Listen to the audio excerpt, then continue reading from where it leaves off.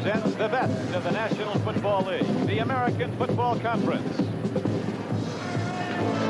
Today, from Oakland, Alameda County Coliseum, it's the Cleveland Browns versus the Oakland.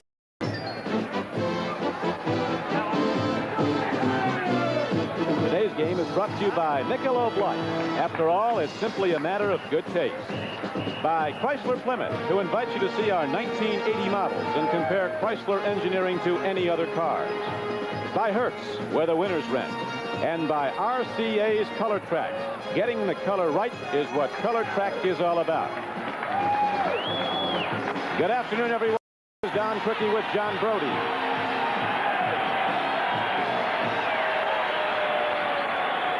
"57 degrees at Oakland, California, as the Raiders and the Browns are ready to tee it up. The Cleveland Browns coming into this game with a record of 9-5. The Oakland Raiders are 8-6. And both these teams beneficiaries of yesterday's Seattle victory over Denver. Both Cleveland and Oakland with a very real shot now at becoming an AFC wildcard team. With John Brody, this is Don Criqui at Oakland's Alameda County Stadium. The Browns will be kicking off, and Don Cockcroft the man to do it. Cleveland coming with a record of 9-5, and the Raiders are 8-6 after their come-from-behind victory last Monday night at New Orleans. There are the deep men for Oakland. Arthur Whittington is back along with Ira Matthews. And John, the playing conditions couldn't be better. 57 degrees, a dry grass field. I think the playing conditions couldn't be better for the types of teams playing. Both of them fire the ball in the air.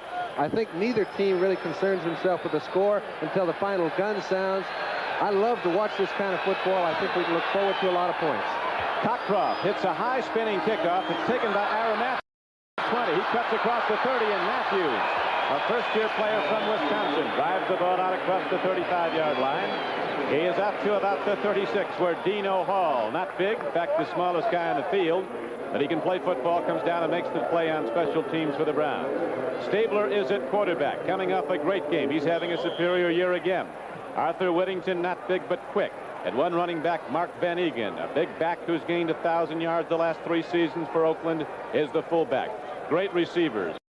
Casper double tight ends, and Cliff Branch, who caught 2 for touchdowns in the win over New Orleans at the wide receiver. Branch is out wide to the right. It's 1st and 10 for the Oakland Raiders at their 37-yard line. Arthur Whittington breaks the crust. Heading out against the Browns 3-4 defense. Arthur Whittington is out to the 44-yard line. Tom Darden, an all-pro free safety, number 27 for Cleveland, made the knockdown on the play. The blockers for the Oakland Raiders, all-pro side, and Art Shell and Gene Upshaw. Dalby, one of the most underrated players in the league at his position at center. Steve Sylvester and Henry Lawrence, the black kid at the right side of the offensive line for Oakland. And they are the men who protect Ken Stabler, although not as well this year as they usually do. He's been sacked 33 times. Stabler, a 60% completion man this season, goes right back to the run. And the Raiders take it at the Browns across midfield and down to the 49-yard line. Ambrose, 52, made the knockdown on Van Egan. So the Raiders come out running. The Browns have gone to the 3-4 defensive alignment because of injuries to people like Jerry Shirk and Rich Dimler, Lyle Alzado, Mickey Sims, and Jack Gregory, the down linemen in the front 3. 4 linebackers in Charlie Hall, Dick Ambrose, Robert Jackson, and Clay Matthews. It is now 1st and 10 for Oakland. Stabler again goes to the run, and Arthur Whittington takes the ball down to the 47-yard line of Cleveland, where the nose tackle Mickey Sims knocked him down. Here it is, John. Don, I think the indicative thing, Oakland's run the ball effectively the times they've carried it, and they've gone to a 4 linebacker defense. That's Ambrose has been playing so well in the middle for so long that their number 1 draft choice, Robert Jackson, couldn't get in the game. They're trying to utilize him more, so they've gone to a 4 linebacker defense. I think the effect of it may be some offensive running that Oakland hasn't been. On 2nd and 8, Van Egan gets the call, takes it down to the 45-yard line. Mark Van Egan drives it down on 2nd and 8. He is knocked down to the play by Robert Jackson and Mickey Sims. I was going to say, Donnie, that Oakland may be able to run the ball more effectively than they have in the past due to the fact that Cleveland, the 3-man line has to be a little new to them. 3 down linemen. They should be able to run the ball better than they have in the past. There's the defensive backfield of Cleveland. Bolton and Davis at the corners. Clarence Scott and Tom Darden are the safeties. 3rd down. 5 yards to go for the 1st down for Oakland. First quarter, no score. Stable looking for his first throw. A lot of time. He can stand back there and write a book, and now he drills it to Casper at the 40. He falls forward close to the 39, and that's to get the the first down. Matthews knocked him down 57. The great ones know right where they have to go to get the first down. You don't have to look to the sideline to know where the marker is. You've done that on first down. He knows exactly where he has to be. He gets 1 foot on the other side of the first down marker. John Madden, I think, paid him the highest compliment of any tight end I've ever heard of when he said, if there were 3 football players I'd like to have for my franchise, it would be Campbell, Bradshaw, and Casper. I don't know how much more you can say about a tight end. Well, he's been that good. Kind of a year he's having after a slow start, and his counterpart, Ozzie Newsome of the Cleveland Browns, is having an even better year. Newsome with 9 touchdown catches, and he's going to be the key, perhaps, to the Browns' offense today. They expect to go to him a lot. But right now, Cleveland must stop the Oakland Raiders, and that they've not done in this opening drive. There is no score on the board, but the Oakland Raiders have the ball first and 10 at the Cleveland 40. Stabler, pump faking, drill ball. He's going to speed. Spectacular football as Stabler delivers it long, and Cliff Branch, one of the fastest men in football, outruns the secondary, beat cornerback Oliver Davis, and caught it on the dive in the end zone, and the Raiders are up 6-0. Don, Cliff Branch may not have changed his uniform since last Monday night. He caught too late in the ball game to put them ahead.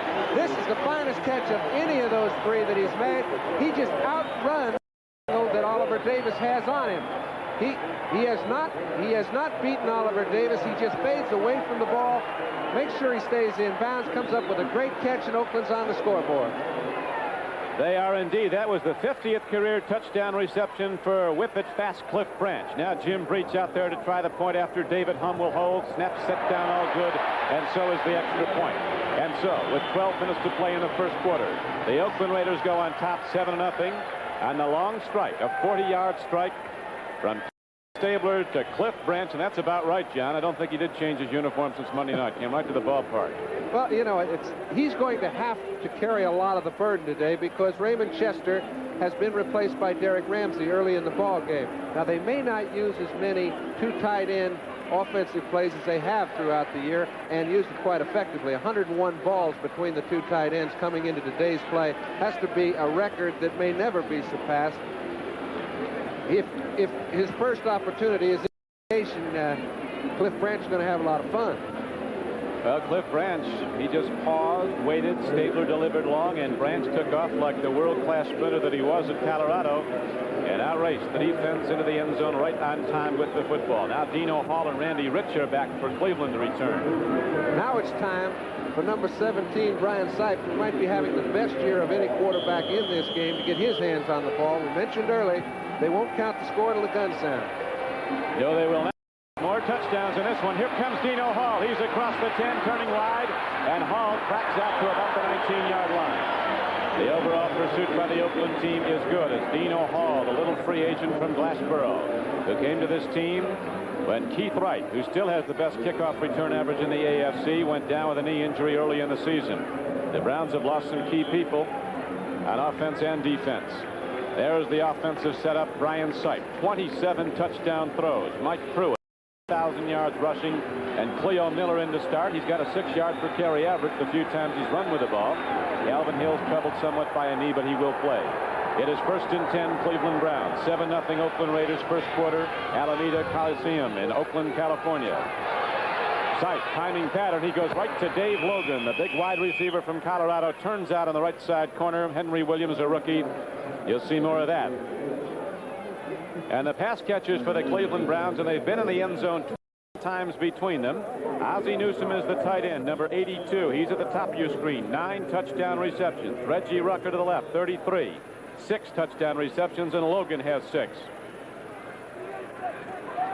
And we would like to welcome those viewers who've been watching the Miami-Detroit game. The score here in Oakland, California is Oakland 7, Cleveland nothing. Stabler just hit Cliff Branch on a 39-yard touchdown pass in the end zone. A thing of beauty the first time the Raiders had the ball. Now Mike Pruitt, averaging 4.7 yards a rush, runs the ball. The Oakland Raiders for Cleveland. Ted Hendricks, 83, one of Oakland's 4 linebackers, makes the knockdown. The offensive blockers for Brian Sipe, Deacon and Shepard. Reeson is a first-year player and a very good one, a 7th-round draft choice at left guard. Bob Jackson at the right guard and Tom DeLeon is the center for Cleveland. An underrated part of this football team. They've done a big job. It's second down and less than a yard for the Browns. Rucker goes in motion. Cleo takes a look and drives ahead. And I don't know if he got there, John. Looked like he was thrown back. He did not. He fumbled the ball when it was handed to him by Sipe. This will put him in a third down and 2 to go. Today, the personalities have changed. This is Dave Pear, generally the nose guard. Today, Oakland's playing a four-man defensive line. The assignments will change a little bit, but football is football. You beat the man across the line of scrimmage, and you stop the play for no gain. Dave Pear, the nose tackle from the University of Washington, came here from Tampa Bay, major trade. He is right across, and now he goes into a gap away from DeLeon. Here's Sipe throwing on a 1st and 10. Rod Martin knocks the ball free, and it's picked up by a Cleveland Brown. But Brian Sipe was leveled by a very aggressive linebacker from Southern California. The best linebacker on the Oakland team this season, Rod Martin, 53. Rod Martin just fooled the Cleveland offense. You can see DeLeon's trying to find somebody to pick up. They did not slide to the left, which that situation called. As a result, Martin came free. Brian Sipe wasn't even the first man back there. Sam Ratigliano, Jim Schaffner on the sidelines. What's happening out there? Why aren't we picking up the blitzes, says Coach Ratigliano. Across the way, Coach Tom Flores, first year with the Oakland Raiders. Looked on pleased at the moment. His club's up 7-0. On second and over 20, the throw is to Cleo Miller. He got that off the turf, and he picked it up on a clean reception. Nicely done by Miller, but it'll bring up 3rd and long yardage. That was a 2nd and 20 play. They got back about 9. The defensive front for the Oakland Raiders, and it'll change a lot. They bring in different people and different alignments. You're never quite sure you're going to see the same thing twice. This is how they start off. Dave Browning, Dave Pear, and the veteran Pat Toomey. And the linebackers, Ted Hendricks, Monty Johnson, Phil Villapiano, and Rod Martin, who just made his presence very well much felt in the Cleveland backfield, knocking down Brian Sipe. It's 3rd down and 11 for Cleveland. Oakland leads the game 7-0 first quarter. Here's the blitz again. They pick it up. The release. Logan has it. A beautifully executed play by Sipe and Logan of the Browns. As Sipe saw the blitz and the Browns picked it up and he released. A safety blitz is what it was. Jack Tatum came right through the middle. When he did so, he left the middle wide open. Now, only the top quarterbacks can stand in there and take their time and know they're going to get hit, but they wait till the last possible instance to throw the ball.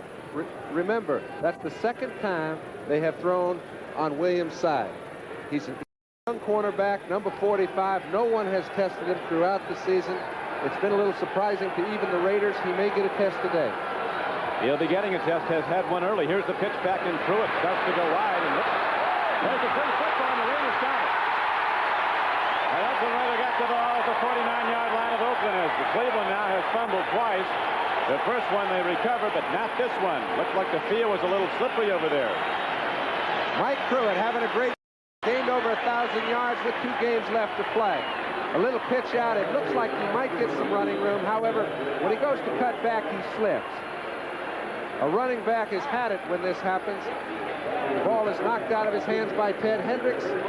The Raiders recover, and ironically, the Raiders have had their most problem when they have fumbles and turnovers. Today, it's gone the other way early. And Pat Toomey was the man who got the free football, so the Raiders leading 7-0 get back the ball when we return. Back at Oakland, this is Don Trickey with John Brooks. Looking for a lot of touchdowns in this game, John. We got one right away from Stabler and Branch. I think, with the possible exception of the fact that teams will turn it over through fumble and interception, neither defense will stop the other's offense except on rare occasion. It's the kind of football game that I have always loved, and I think the people at home do also. Well, it's time for touchdowns. We're going to have more before this one is over as the Oakland Raiders came out of firing, and here they go from scrimmage, 1st and 10 after the fumble recovery by Pat Toomey. After Whittington, a quick little back from SMU, drives across midfield down to the 40-yard line of the Browns. Whittington missed 5 games this season, had an ankle injury. Nick Ambrose, number 52, who was out for a while for Cleveland, who's been so important to this team, so excellent against the run. 52 was on the stop. But there was a gain of 6 yards on the play. Oakland's offensive line is coming off the ball and moving out the Browns early in this football game. Now Cleveland brings their linebackers up tight. On 2nd and 4, Stabler takes a deep drop, and he's got time, swings it out to Van Ingen. And the big back from Colgate crashes ahead inside the 40, and he's ahead for yet another first down. And there's Mr. Stabler, John, who is lots of time today. Well, so far he's been given excellent time. Now remember, Cleveland's in a three-man line most of the time. This time he takes all the time he can, allowing the linebackers to get back in their drop, lays it off to Van Egan. He picks up a good game. Lyle Alzado's been a big addition to them throughout the year. Came from Denver. Has really instilled the feeling in Cleveland that they can get to the playoffs. That's something every team needs. He's given it to them. Now they go back to the run as Stabler, throwing the ball 3 times in this football game, has completed all 3 for 54 yards and the 1 touchdown. That spectacular one on the opening sequence of plays, the 39-yarder to Cliff Branch. Charlie Hall, outside linebacker, and Ambrose were on the stop on the carry. And on a 1st and 10 run, the Raiders are inside the 35-yard down to the 34, so it's going to be 2nd down and about 6. Robert Jackson now comes in. Mike St. Clair goes out. People switching around in the Cleveland defensive alignment. 2nd down and 6. Stabler takes a drop, and Stabler takes his time and swings it out a little bit low, and the ball comes in incomplete. And so, too, a penalty marker flies in. So we have a problem here, and it looks like Carl's going to go against Oakland. I'm not sure of that. It looks to me like it might be the other way. Let's see. First, you got a personal foul against Cleveland. Henry Lawrence was shaking his hands at the official. Apparently he was congratulating him. Well, that was just one of those clubbing incidents. You don't let the defensive lineman club the offensive lineman in the head. They very seldom call it because the habit pattern is turned to such that the defensive linemen don't use it very often. On that case, they do. So the Browns have a problem now. Here's referee Chuck Hebber. Head slap, number 77, defense, first down. Lyle Alzado, who will back in the head if he gets a chance. Well, you're trying to get there any way you can. Sure. Lots of scores coming in from the East. A lot of big finals we'll be bringing them to you. Starting to update them after this play. Here's a handoff. Arthur Whittington drives the ball inside the 15-yard line. But some fine blocking from Art Shell and Gene Upshaw. And here come the finals as teams start to hone in on the playoffs. Miami looking good in the AFC East, a 28-10 victor over Detroit at Pontiac, Michigan. The LA Rams standing tall in the NFC West following this win over Atlanta, 34-19. The pressure's really on New Orleans. Washington was down 14-7. Theismann started hitting for touchdowns. Redskins win at 28-14. They're 10-5, three-way tie in the NFC East. Eagles, Cowboys, Redskins. Arthur Whittington doesn't find much there, but this little back, 185 pounds, turns upfield, runs into big people, and gets it close to the 10. St. Louis Cardinals under Larry Wilson are 2-0. They beat the Giants today at St. Louis 29-20. The Chicago Bears put the pressure on Tampa Bay, a team that's not yet clinched in the NFC Central. Bears beat Green Bay 15-14, John. Kansas City and Baltimore tied up 7-7 in the 3rd quarter. And Minnesota doing well against Buffalo, and matchup of also Rams. And Oakland's in a big drive right now. 3rd and 2. They go to the run. They're giving it back to Whittington. He had to get down to the 8-yard line. It's going to be close. Ambrose and Charlie Hall were on the stop for Cleveland. We were discussing the fact that it puts New Orleans back to the wall. Their back is outside of the wall because as long as the Los Angeles won today, they have clinched their division. It's over for New Orleans. They had a fine year under Dick Nolan. I think just took the snap out of it. Well, San Diego's helping that along right now. Look at this. San Francisco's out in front of Tampa Bay across the bay here.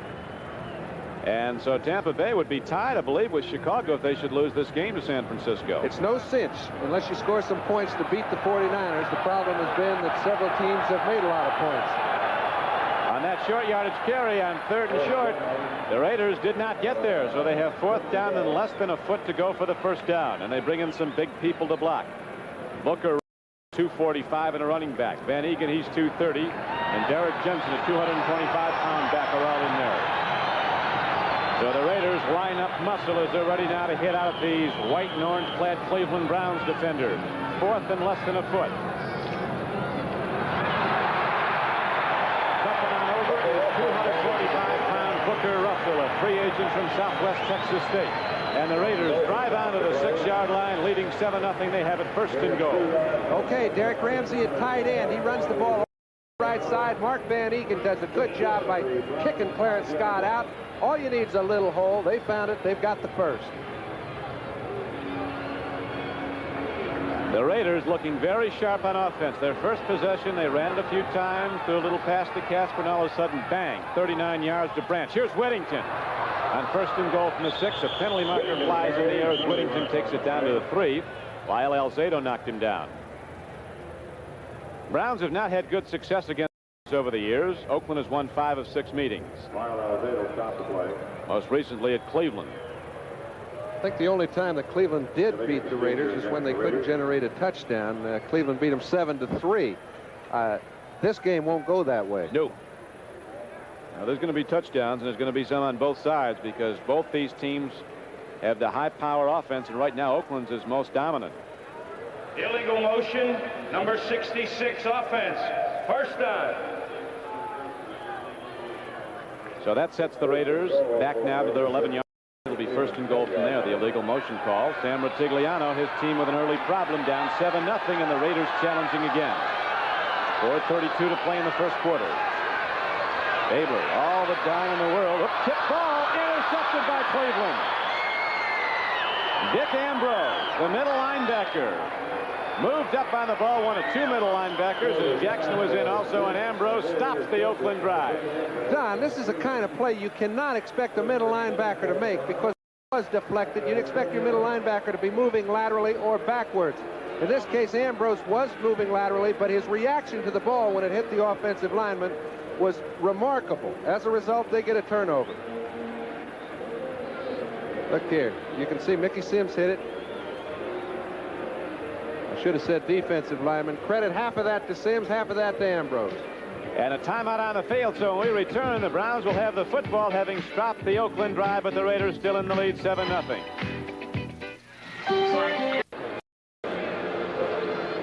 With John Brody, this is Don Criqui back at Oakland's Alameda County Coliseum. Axleo Stadium, and the Browns and the Raiders have turned the ball over once each. That one stopped a Raider drive. And the one previous stopped the Cleveland drive.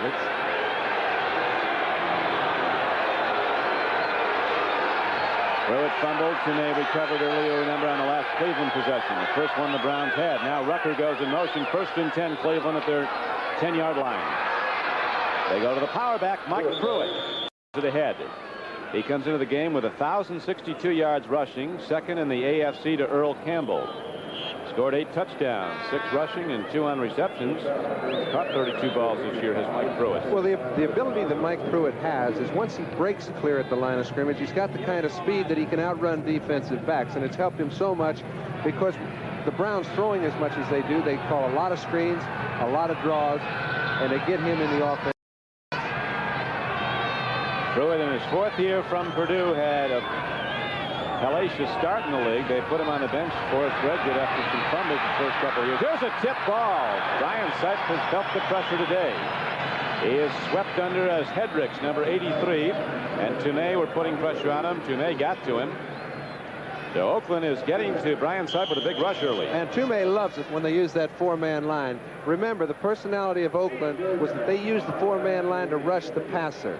But last week, they changed that around in the second half. A lot of 4-man line against both running and passing situations.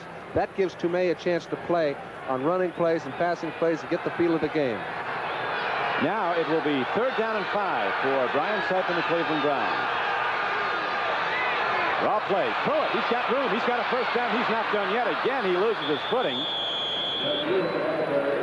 What's with that grass, John? Well, he lost his footing, but did you see the way he was able to put a little speed on him once he got to the point of attack? And oh, here's a little draw. We were talking about the fact a lot of the offense run-wise for Cleveland is on draws due to the fact they throw so much. This time he gets through at the point of attack. Oakland's trying to get to Sipe at all costs. That time it cost them. Rison, the rookie guard, made a nice block. He opened the way for Greg Pruitt, a 16-yard gainer for Mike Pruitt. And now Brian Sipe rolling out, swings it out, and gets his man. This is Pruitt. And Pruitt drives ahead in the 1st and 10 play, and he's close to another first down. So the Browns start to open up their offense. Henry Williams was covering. Brian Sipe back to throw. He gets pretty good pressure this time, but when you know which back is going out of the backfield and you have to move around, you move toward him if you can. He did so on this occasion. He picked up Pruitt, and they almost grabbed the first down. In fact, they did. Those are the things that keep drives alive. Here's Henry Williams. We mentioned he may have his hands full throughout the afternoon. Tough to come in and start as a rookie. Their starter, Monty Jackson, went down with a knee injury. He's on injured reserve, so a rookie, Henry Williams, at one. The Browns are looking at him. Here comes Pruitt trying to turn wide. And some fine defensive play. Rod Martin, the USC linebacker, wasn't drafted until the 12th round. You'll remember the big play he had earlier in this game when he came on a blitz. Unimpeded, he went right through and got Brian Sipe, forced a fumble. Browns got it back, but the big loss the Browns could not come back from. They're using so many different defenses, the Raiders, that they really are. They're substituting people on every play. You get the feeling that they're sending in the defenses with the replacements, which they're not. Now Hendricks is off, Villapiano's off. They've got a few replacements. They've got 4 down linemen and 5 defensive backs. Second down and 18. Sipe, deep drop. He's got some time. Here's a penalty marker. He lets her fly. Penalty marker's down. Rucker's out there, and Rucker has the ball at the 20-yard line, but it might come back as there's a penalty marker in the Cleveland backfield, John. Well, he got an awful lot of time. He got time so that Reggie Rucker could go down, make his original move. He saw Lester Hayes had that one covered. Brian moved out of the pocket. It's going to be holding. Well, that would have been a 43-yarder if it went, but it comes back on the holding penalty. Here's the replay. Okay, when you give a receiver this much time, there's no way. Now, Lester Hayes is having a great year. Rucker beats him there, but Sipe's back there scrambling for his life. Rucker makes a fine play on the ball, comes up with a big reception, but all for naught. Holding, offense, number 73, second down. So a tough call. The official right there. That's why Sipe had all the time to unload. They'll be going back to that, though. Cleveland has gotten their people open against the cornerbacks in Oakland. And we saw an Oakland player, fairly well covered, make a diving catch in the end zone in Cliff Branch in the opening series. Cleveland's going to get people open against anybody's cornerbacks, man. That's about right. 7-0 right now, Oakland. Here comes Cleveland ready to throw again. Long yardage. Second down and 27. Sipe on the run. Look out. And Brian Sipe bails out at about the 37-yard line. He'll be way short of a first down. It'll bring up third and about 17. But he did put his group in a situation where one completion underneath the safety men behind the linebackers could pick them up a first down. They are operating. They have to quit getting caught for penalties. Stopping themselves about the way they're going to get held. Well, you talk about some big guys coming in and out. Charles Filyaw is in there now for Oakland, 77, 6'9", 290. Willie Jones is in there also, number 90 to the right end. He's a pass rusher, first-year player. Third down, about 15. Sipe stands in, lets her go. There is, tipped off, beautifully defended against by Oakland. Red kind of receiver, and rookie Henry Williams went up and tipped the ball, and Oakland safety almost had it. You notice they tried Henry again. They put 2 flankers to one side of the field, making Henry Williams cover man-to-man on Rucker all over the field. They like their chances if they can create that situation. That time the ball was just thrown a little bit behind Rucker, and Williams made a fine play. And here, John, with 1:16 to go in the first quarter, we have the first punt of the game. Ira Matthews, year player, is back, and there's Johnny Evans, one of the top 5 punters in the AFC, ready to kick the ball for Cleveland.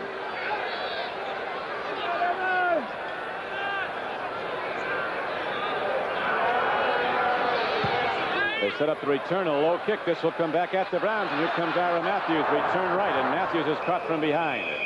Curtis Weathers came up from behind and got him. A 33-yard punt and a 6-yard return. The Oakland Raiders in the lead, 7-0, have the football back. We take a pause. I helped engineer the Valaris. Mike Adamley in New York reporting to you that the game in the Superdome, the Chargers leading 7-0, fouls to the airwaves. Again, he is intercepted by Pat Hughes. Play was negated by an offsides penalty. Chargers with a second life give to Clarence Williams. He scored 12th TD of the season. Chargers lead 14-0. Let's go back to Don Criqui in Oakland. Dan Fouts having thrown for 2 scores as San Diego is now up 14-0 at New Orleans. So the Chargers contending for the best record in the AFC. They look like they're going to be there. Another man having a great year. Dan Fouts is liable to throw for 4,000 yards this year before the season's over. And I think Joe Namath is the only other player that's ever done that when he had his great year back in 16. Well, there was one other. Jurgensen did it one year. Did he? And Brian Sight may very well do it. He needs less than 600 yards in the last 2 games. Now on 1st and 10, the drive straight ahead to the 40, and it's a gain about 4. Oakland's run the ball a little more than usual, and they're healthy for the first time. We had a chance to talk with Sam Bogosian, their offensive line coach, and he feels pretty good about his group.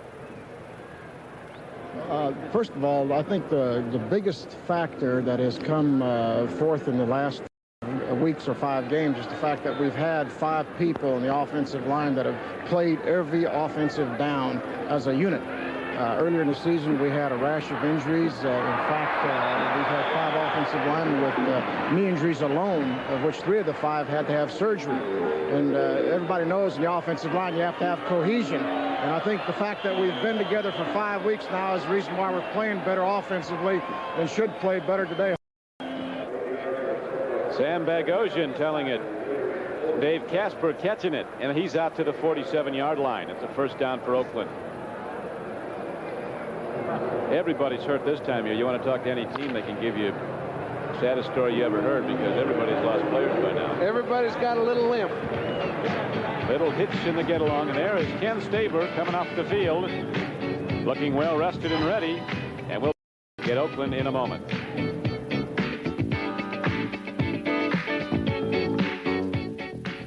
Oakland, California. We're ready now for the start of the second quarter. The Raiders lead the game 7-0. They scored the first time they had the ball when Stabler threw to Cliff Branch, 39 yards, touchdown. Raiders drove again down close, but the Browns linebacker Dick Ambrose intercepted. And now Oakland has it again, leading 7-0. First to open the second quarter. Running with the ball is Mark Van Egan, and he takes it straight ahead down close to the 45-yard line. Don, I think what you'll notice in the personality of Oakland is that they run to the right as well as they do the left. The reason for that is Henry Lawrence, who Stabler criticized a bit in the offseason last year, has come on and had a great year. Steve Sylvester started at 3 positions for the Raiders, and he's having as fine a year as any of the offensive linemen. They feel they can run as well to the right as they can to the left. Oakland's our team running left. A lot of teams go to the right. Oakland goes at you both ways. Here they come with Arthur Whittington cutting back. He has that great acceleration. He'll stop, and then all of a sudden, one stride, he's at full speed. On a 2nd down and 3 carry, Arthur Whittington gets close to a first down, and we'll watch it again. I think he's got the first down easily, Don. But you can see, here comes Sylvester. He's pulling out the lead. Now, the Raiders for a long time didn't pull many people. Upshaw was the one man that had speed. He probably doesn't have as much as he had. But they've got Sylvester, who's able to lead the fullbacks, lead their halfbacks, and when Arthur Whittington's in there, you need somebody that can pull to help him. Sylvester's given Oakland a lot. When Art Shell was out so long with the injury, Sylvester was at left tackle, did a great job, a 5th-year player on Notre Dame.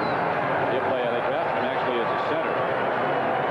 And also, he played center when Dalby was hurt, yep. And there was no in any of the 3 positions he's played. I mean, it's very rare you find a man that's that flexible. And the carry was good for a first down, as the measurement shows, so the Raiders drive on. They now have the ball 1st and 10, 42-yard line of Cleveland. Oakland leads the game 7-0 early in the second quarter. Handoff goes to Arthur Whittington. He's inside the 40 and down to the 39. Across the bay, San Francisco has extended its lead over Tampa Bay to 10-0. But Berg, the 49er quarterback, went down with a possible concussion, and Joe Montana is now in the game quarterbacking the 49ers. We mentioned the Raiders employ 2 tight ends. Raymond Chester is hurting. Derek Ramsey's playing tight end as well as flanker. He can double up. You got to get down on those cornerbacks and help your runners. It's 2nd down and 6 coming up for Oakland. 39-yard line of Cleveland. The left-hander drops in there, and Stabler delivers, and Cash fielding off the defense, takes the ball, and he's only great.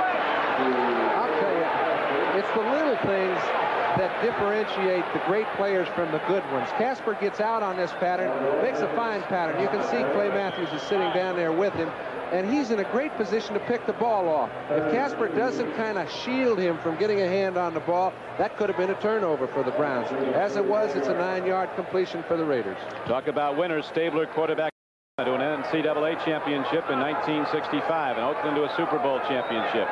Dave Casper captained Notre Dame on a national championship team, and he was the prime mover on that team that beat Alabama. Here comes Arthur Whittington. And of course, they both were he was along with Stabler, part of the Super Bowl championship team here at Oakland in 1977. They're winning players, and they now bring the ball down to the 27-yard line. It's another first down for the Raiders.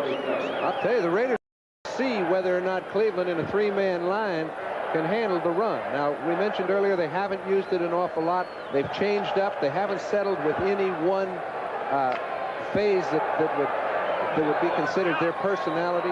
They were effective last week with a 3-man line. This week it hasn't worked that way.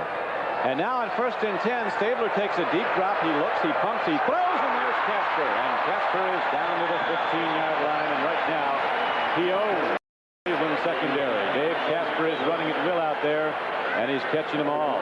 When things are going well, you better capitalize. Stabler knows it. They had a chance to score and came out with no points on a great play by Ambrose. They've got themselves on the run again. They've got to extend their lead from 7-0 to get into any sort of position where they feel comfortable. Raiders were talking about Casper, and you really get the idea of what kind of a competitor he is. The other night at New Orleans, he was flat and the ball was intercepted. It was intended for him. He comes back 40 yards down the field and makes the tackle on the interceptor. Van Egan takes the ball left, and he runs it on a first down carry inside the 15-yard line down to about the 13. Not that long a game. One of Oakland's shortest in this football game, as they have dominated the line of scrimmage. They lead 7-0, and there's 11:40 left to play in the first half. Clay Matthews was on the stop, outside linebacker from USC.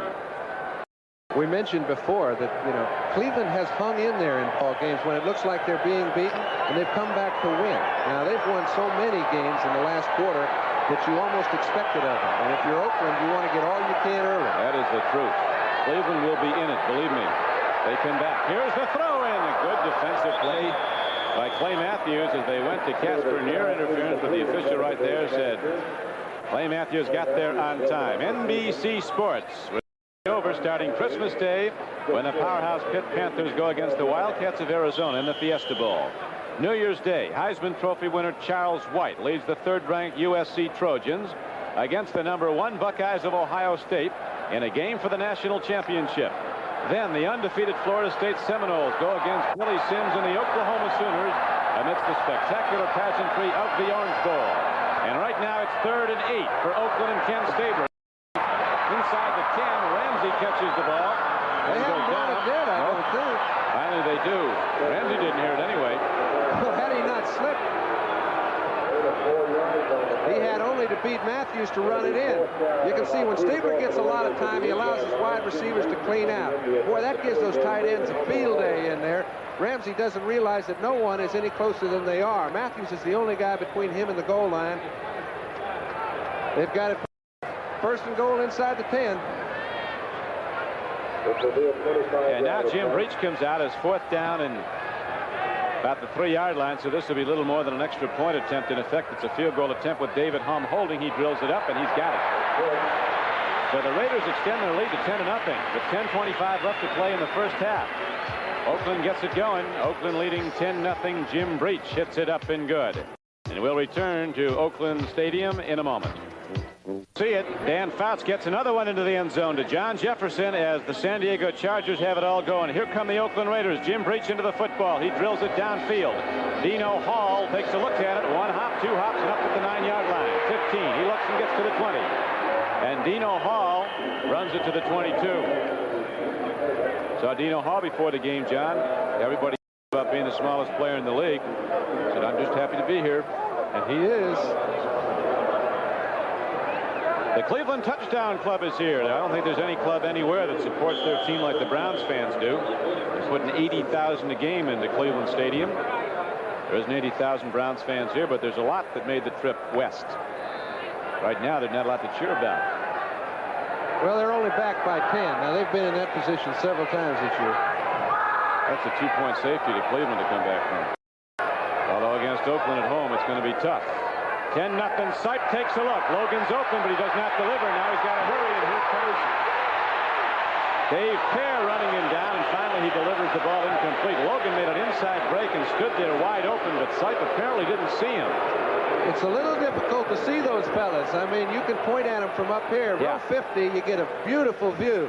But down there where he is, with Pear hounding him, he's trying to find any open space to put so that he doesn't get caught with a 12 or 13-yard loss. That time he absorbed the blow of Pear and still was able to throw it into an open space. That's a pretty good play out of a bad situation.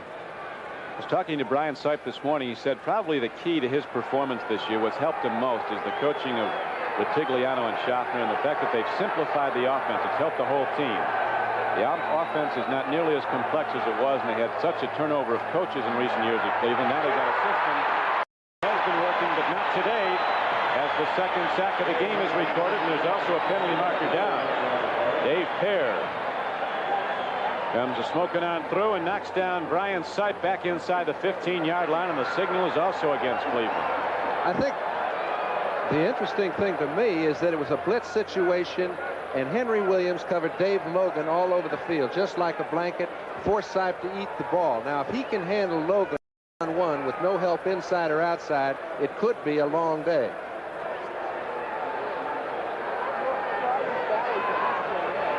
Tripping, offense, number 63, refused. Third down.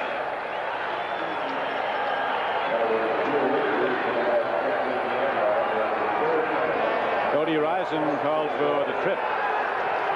Jets are playing tough against New England, second Shea Stadium in New York. Right now, it is third down and 17 to go for the first down for Cleveland. Oakland leads the game 10-0 in the second quarter. 10:04 to play in it. Big rush. Sipe eludes it. He delivers. Tip. Oh, it might be picked off. That ball might have been picked off. Mike Davis. Now apparently they ruled it touched the ground first. Going after the ball was Rufus Bess, and Mike Davis tipped it. Rufus Bess grabbed it. Well, the ball was being bounced around all over the place, so it was really difficult to tell. Now, you see Pat Toomey coming into the screen late. They were in a little game situation. He forced Sipe out of the pocket, and Sipe made a very difficult try to hit Rucker against the grain. Pat Toomey, we mentioned, they were in a little game. Yeah. He found a lane straight at Sipe, and this was really responsible for Sipe the ball.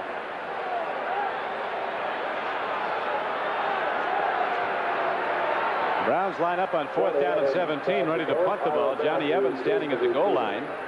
Jack Tatum's not ready to play football yet, though. Well, they think they intercepted the ball. I could not tell, and it didn't look to me as if they had, but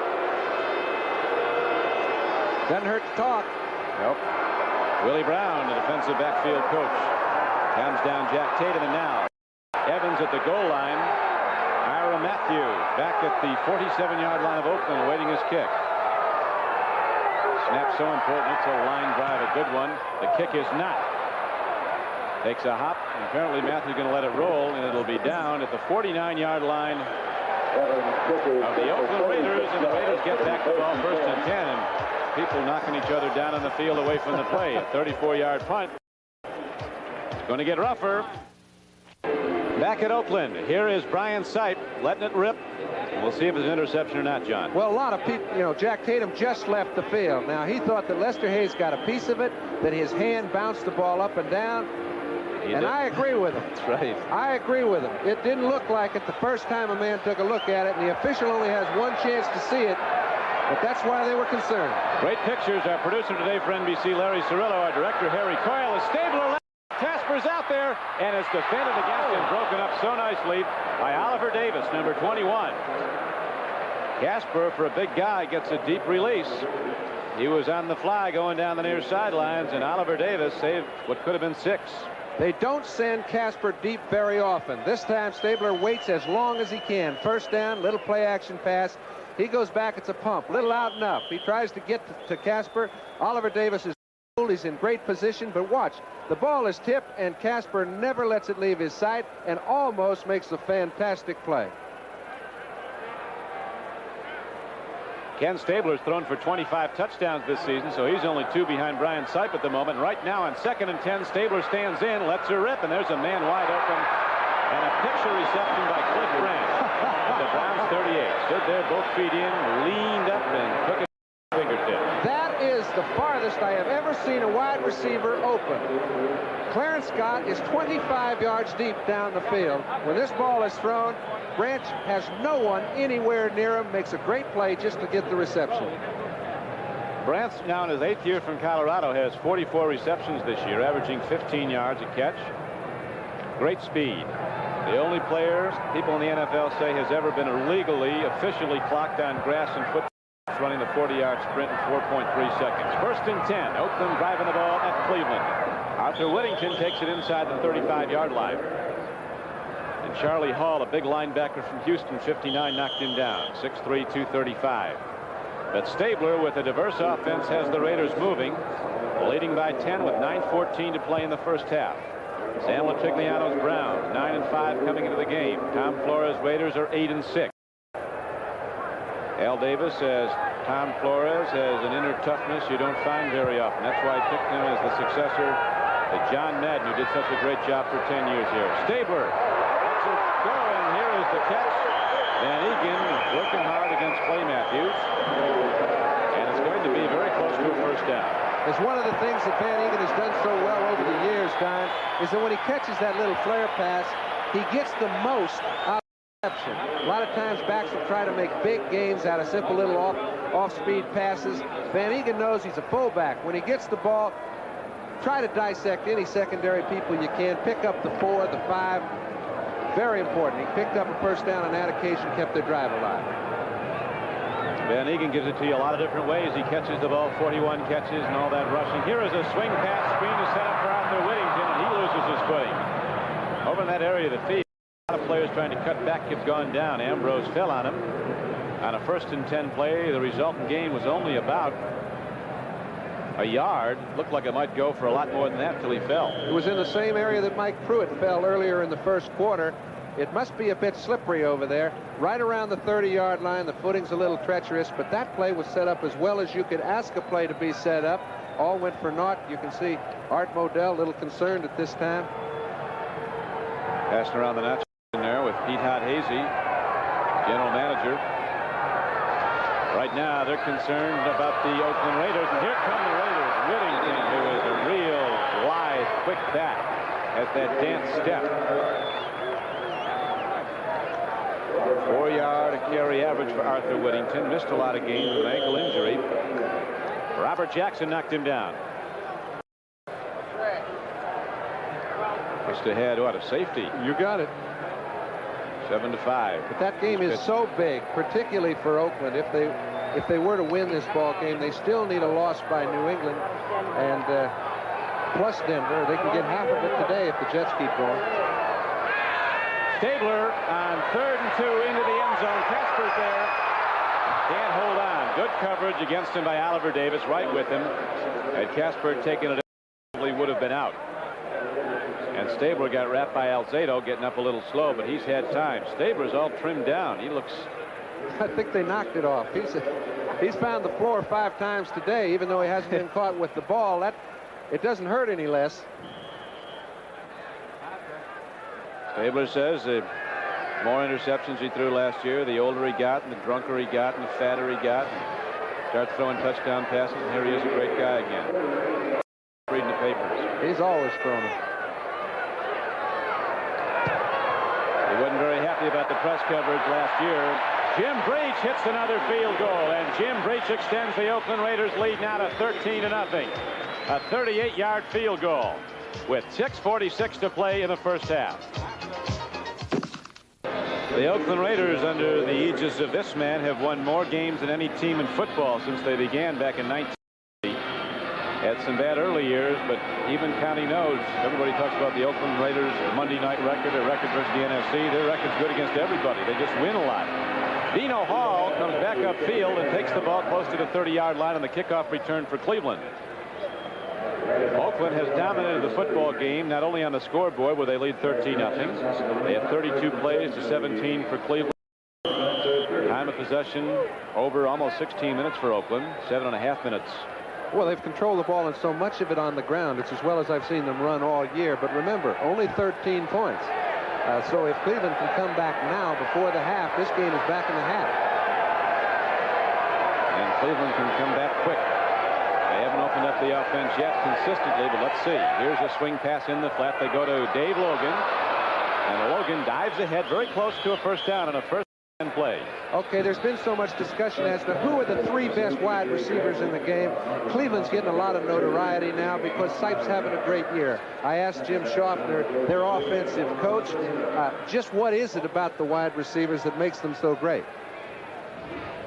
Our 3 outside receivers are 3 receivers. I think we've done the best job of getting the ball downfield to those guys, and certainly they're part of it because they're outstanding receivers. But collectively, Brian and the 3 receivers understand, as I say, preparation for the game for the week. And they know where the creases should be, and they really complement one another. They all have good hands, and the best thing about them is that their intelligent approach to the ball game, really. On second down and less than a yard, the Browns go to the run, and they're going to bring out the chains now to see if they got there. If they did, it'll be by the nose of the football. Cleo Miller ran the ball. Calvin Hill hasn't been in yet, John. If they did, Donnie, I think the lines are made wrong because one of those first down markers was just inside the line. I think they've got about 6 inches to go. Calvin Hill's been hurting a little bit. And Mike Pruitt's been playing so well that he's picked up the slack that Greg Pruitt created when he went down. So they've thrown the ball. Their personality is throwing the ball. When they have to run, that's when it's tough for them. Tom Flores, Raiders. A lot of defensive looks at Sipe in the Browns offense. Third down and inches now for Cleveland. Browns trail in the game 13-0. Second quarter, 5:30 to play in the half. Handoff up the middle, and there is the big back Pruitt. Guts it right at the Oakland Raiders and takes it ahead for a first down. It was such a very small piece of yardage they needed, and yet it's an offensive center that can snap the ball back to the quarterback, Tom DeLeon in this case, any sort of penetration over the middle. They did so and picked it up. Browns need points. You brought an interesting aspect of this game, John. It's 13-0, not 14-0. The Browns get a touchdown, and they're in striking distance. They've got a ways to go now, and they've not moved consistently. There's been a big rush generated against Brian Sipe by Oakland's multi-front defense. Look at Hendricks, 83 up there. Here he comes. They pick him up. Sipe gets it away. And it'll go for a reception in a short yardage game. 3 or 4. Doing a good job catching the ball was Reggie Rucker, and an even better job releasing it Sipe because people were right on him right away. It was a quick type pass, and there's so many types of offensive blocking, Don. That was an aggressive type offensive line block. You don't expect a lot of time. He got Rucker. He had him in motion. It's very hard to watch a man man-on-man when you get him in motion, get him up the field a little bit. Those are like running plays for Cleveland. Kansas City has beaten Baltimore 10-7. That was Reggie Rucker's first catch. Sipe on second down and 6, gets it away. The Raiders are there converging on Reggie Rucker as Brian Sipe tries to strike long. He has a problem with Dave Hare, who knocked him down. Henry Williams and the strong safety Jack Tatum converged on Rucker. Well, they tried to eye fake Jack Tatum out of the play, but he felt like that ball was intended for him. He had it well played the whole way. As soon as Sipe didn't even look that way, and Tatum was kind of sliding over. That's his second chance, hasn't come up with any. There'll be more chances. These teams can score. The Browns scored 333 points coming into the game. The Oakland Raiders 322. Third down and 6 now for Cleveland.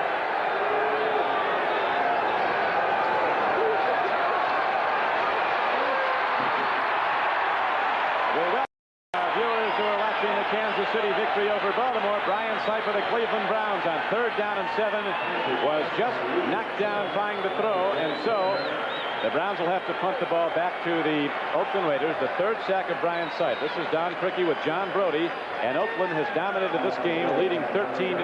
Their defense has stopped the Browns, and their offense has been a masterpiece. And their four-man line has been very effective, putting pressure on Sipe. That time it was Dave Pear. Been close to Sipe several times. That time he completed the trip. So Johnny Evans is in to punt. Byron Matthews is back. And Evans can't get it away. He's a quarterback. There was in college. He throws it downfield. And now we have a the penalty marker down as we probably had an illegal man downfield. The Raiders were through so fast that even Johnny Evans, who looks at the football when he's going to punt it, saw the corner of his eye that he wasn't going to get that away. He didn't even try. Men downfield, about 5 of them. First down. Made a pretty good pickup of the ball. However, look at this. Defensive lineman coming free. He'd have blocked it with his belt buckle. Well, Lester Hayes was all over the top of Evans, and there was no chance for him. If he could kick the ball on the run like Frankie Albert used to do, that's about the only he had. Frankie could kick it on the run. He never did punt it until somebody closed in. Well, it didn't work, and the Raiders have the ball when we come back with excellent field position, of course, on 4th down. Browns didn't get there, an incomplete pass, and we'll be back. That doesn't look like Freddie, does it, Don? A lot of guys retired here this past season. Coach Madden after 10 years. Right now, we're going to pause briefly for station identification. This is the NBC television network. WFMJ, Youngstown. In addition to John Madden, Willie Brown, a 16-year defensive back, retired. He's now coach. Fred Biletnikoff, you just saw his number, but not Fred running around the stands. After 14 years, Pete Banaszak after 13, Clarence Davis after 8. So a lot of key people in the Oakland success story are gone. Here is Stabler throwing in 1st and 10. Big back. Booker Russell crashes ahead, and he's down to the 32-yard line. Clay Matthews knocked him down, but the Raiders are starting to mount another challenge here, John, with 3:15 to go in the half. I think so, and with these last 3 minutes could be very indicative for the rest of the game, because they have had it all going their way, just as San Diego has, leading New Orleans 28-0. And if they don't capitalize here, 13-0 lead at halftime, the way this ball game's gone, would not be sufficient.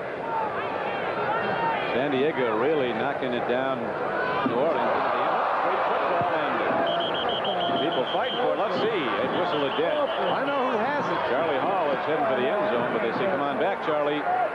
Was down, but I think Cleveland got the ball back. They did. Their offense is coming out, so the Browns stop another Oakland drive. Henry Bradley took the ball away, number 91. It's twice now that the Raiders have been down close, once inside the 5, you remember, when Ambrose intercepted. Their defense has bent. It has not broken.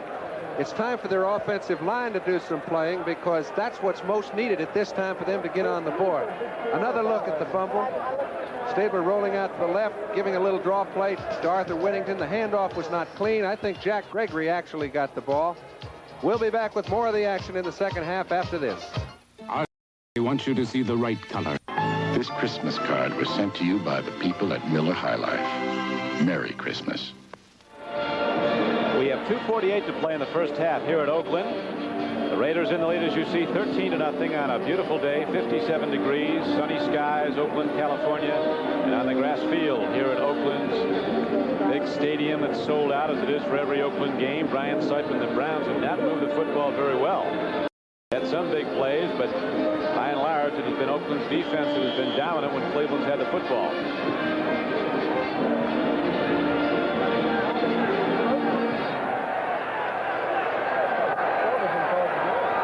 First and 10 for the Cleveland Browns. Ball at their 34-yard line. Time becoming effective for the Browns. They must move with big plays, and Seife is looking for one now. Dropping deep. Here's the rush. He swings it out. Open is Calvin Hill. And Hill, as he's done so many times, great hands, comes down, catches the ball. They rule apparently somebody touched him when he was down to 47. It's a heck of a grab, and they love to use Calvin Hill as a receiver. And they're doing so. They've had a little problem protecting for Seife. They kept Ozzie Newsome in on this play. He's been an outstanding receiver for them, but they have to give their quarterback time to throw, so they employed Hill in the offensive structure. Hit him for a big gain, and they're on the move. They are, and so is the clock. It's down to 2:14 to play in the first half. Oakland leads 30-0. Leo Miller in the backfield now. Ball goes to Pruitt, and he breaks the crust and comes inside the 40. On a 1st and 10 carry, Mike Pruitt takes it down to the 38-yard line. Browns were talking about, John, the key people they've lost. Gary Shirk, their best defensive lineman. Greg Pruitt, their all-purpose back. And, of course, their great return man, Keith Wright. We'll be back in a moment.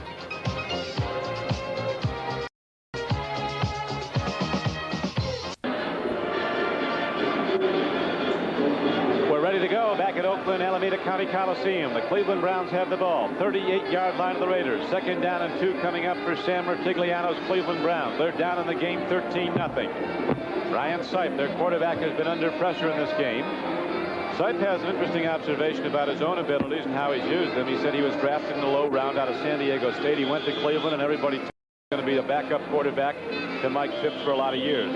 Well, he said, if I didn't believe I was going to make it as a first string, I might as well have quit. And I thought all along I was going to be there sooner or later, and he got there sooner. And right now, he is a winning quarterback, respected throughout the league.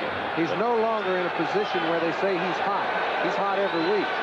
That's right. And he's getting as many times into the end zone as he has.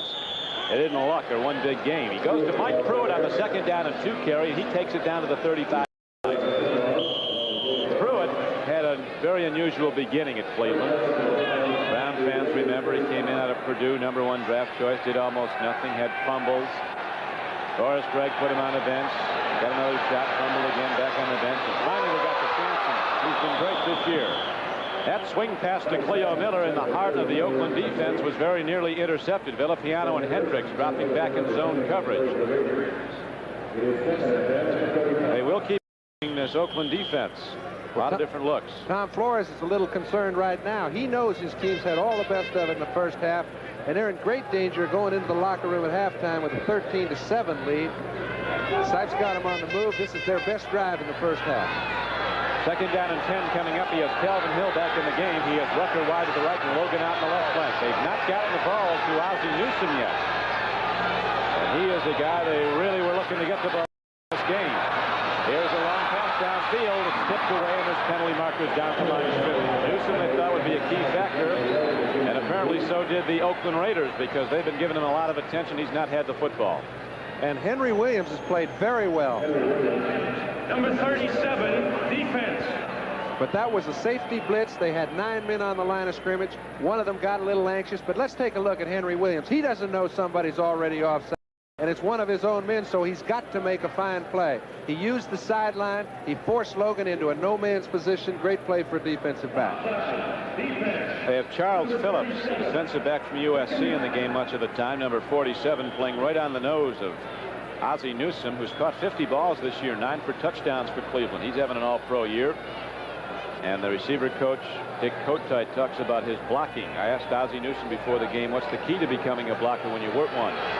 He said, you've got to want to block. I think the want to comes first. Now they have Hendricks right on Newsome. Now Hendricks moves in. 2nd down and 5. Sipe with a deep drop, stands in, throws the ball, and he was hit hard. There's going to be a personal foul on Villapiano, I think. Put a little extra lick on it. Roughing the passer. You can't pull up. He knows he's in a hurry. He's got to get to Sipe because he's left his area vulnerable. If he doesn't get to him, he can throw it cleanly. He's in trouble. And I'm not down there taking a look at the quarterback, and I don't think it was anything malicious. He's in a hurry. He's trying to make a play. Made it the wrong way.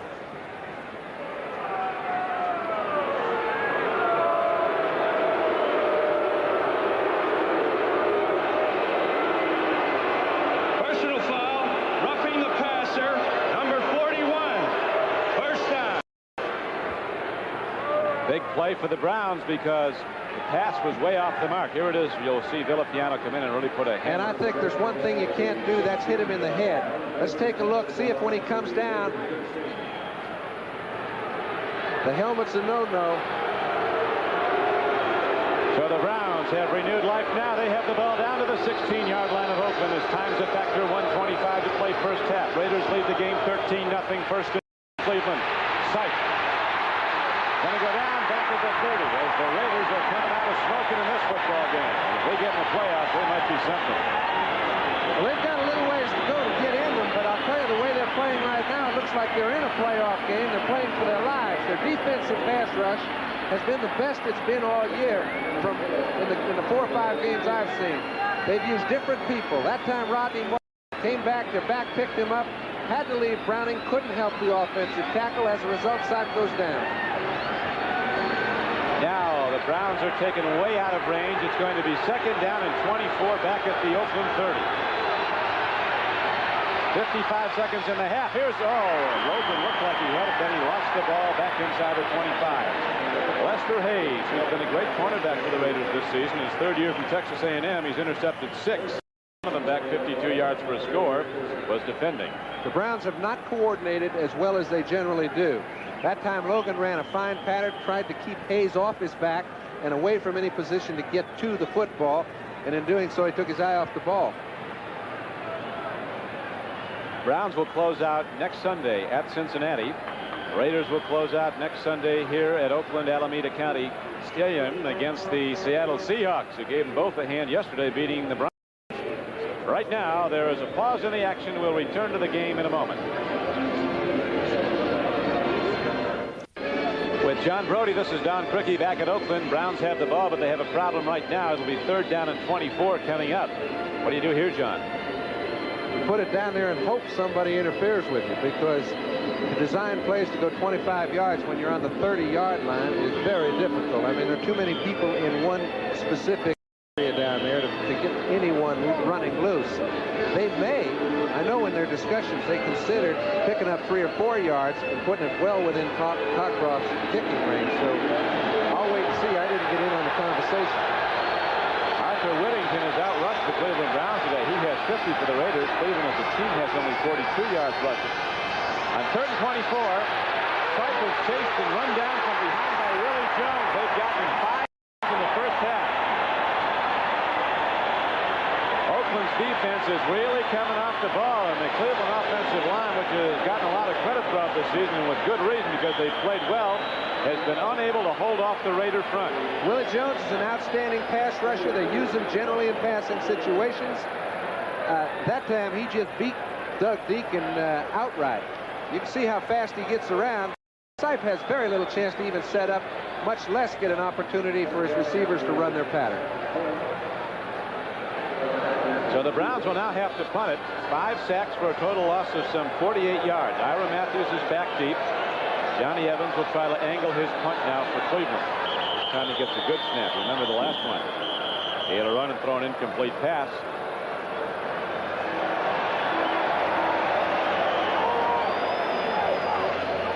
5-yard assessment against the Cleveland Browns, and Evans will try it again. 17 seconds left to play in the first half. They better find somebody to check on number 37, because he would have run through cleanly that time again. At halftime, NFL 79 will bring you a complete update of all the scores, the stories, the highlights of this 15th weekend of play in the National Football League. Right now it's 13-0. Cleveland ready to punt the ball with just seconds remaining in the first half. Oakland goes for the block again and very nearly got it. Ball is down inside the 5-yard line, so Stabler in the offense will come out and just run the ball one time. 8 seconds left. I think they're going to rule that it was in the end zone, Don, and the reason being is that when the man went down to make his play, Randy his legs in the end zone. You can't have any part of your body in there when you've got control of the ball and you're trying to down it. We may get lucky and see a picture. Rich is coming from the right-hand side of your screen. You can see his knees are on the end zone line. That's all you need.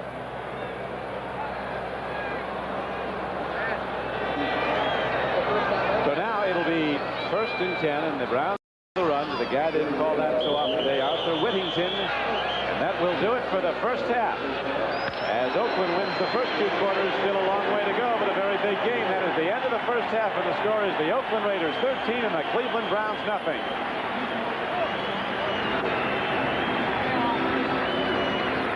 Ball in the second half first. Now they haven't moved the ball offensively too well, but they've been stopped by their own mistakes. I think you'll see them go to the pass, go to their receivers, and you can't hold them down forever. I look for a close game. And now let's go to NFL 79. Brian Gumbel and Mike Adamle. Hello again, everyone. Brian Gumbel and Mike Adamle welcoming you back to NFL 79. As we started Week 15, there were 7 playoff spots available. You should know that the Rams have filled 1. The Chargers are winning big. They're about to fill another one. The Bears and Redskins are staying alive. Mike and I will get you all caught up, scores and highlights of Week 15. We'll get to it all right after from your local station. 15 winding down. Let's get you caught up on a full day of action. The Pontiac Silverdome today, the Detroit Lions record fell to 2-13. More importantly, from the Miami Dolphins, scores 7. Patriots, they've just got to keep on winning and hope that things go their way. It doesn't matter if they win this week and continue to win next week. What really does matter is what the Miami Dolphins have to do. Miami Dolphins today turn back the Detroit Lions, and next week, next Saturday, right here on NFL 79 NBC, you will see the Dolphins against the Jets. If the Jets win that game and the Patriots come back, win today, win next week, they'll be champions of the AFC East. If instead the Dolphins turn back the Jets, they'll win it outright. Remember this as you look at the Patriots score. The only way they can go to the playoffs is if they win that divisional crown. This 1979 National Football League game is brought to you by Radio Shack, the nationwide supermarket of sound. By Schlitz, make the most of now. From the life you, the beer you drink, go for it. By Chrysler Plymouth, who invite you to see our 1980 models and compare Chrysler engineering to any other car. And by Betamax, the home video tape recorder from Sony, the one and only. Back at Oakland, California, the Raiders and the Browns are ready to play football in the third quarter again. Back at Oakland, California, the Raiders and the Browns are ready to play football in the third quarter again. This is Don Criqui with John Brody. Halftime score is Oakland 13, Cleveland nothing. You know, John, talking with John Madden, who's here today, who was 10 years the highly successful coach of the Raiders, he was saying the thing that's always impressed him most about Ken Stabler, he was the same on Wednesday at practice as he was in a Super Bowl. Didn't make any difference. I think the only time you can see the change in Kenny is when you make him mad. If somebody gets a good lick on Kenny, watch for him to come back and do something damaging. And I think it happened last week when they beat New Orleans. They got him on the deck, and they got the redneck moving, and he has been consistently outstanding since that time. And I really think that he knows right now Cleveland has the capability of coming back. And if they don't put more points on the board, this game can go both ways. Well, Madden was saying you can see quarterbacks across the way a lot of times screaming and yelling, and what are we going to do now? And he says Stabler will come over, and sometimes you look up on the stands, you're ready to go into overtime. He said, well, you know, John, they're really getting their money's worth today, aren't they? And I think he loves that. He loves to be in control of a volatile situation.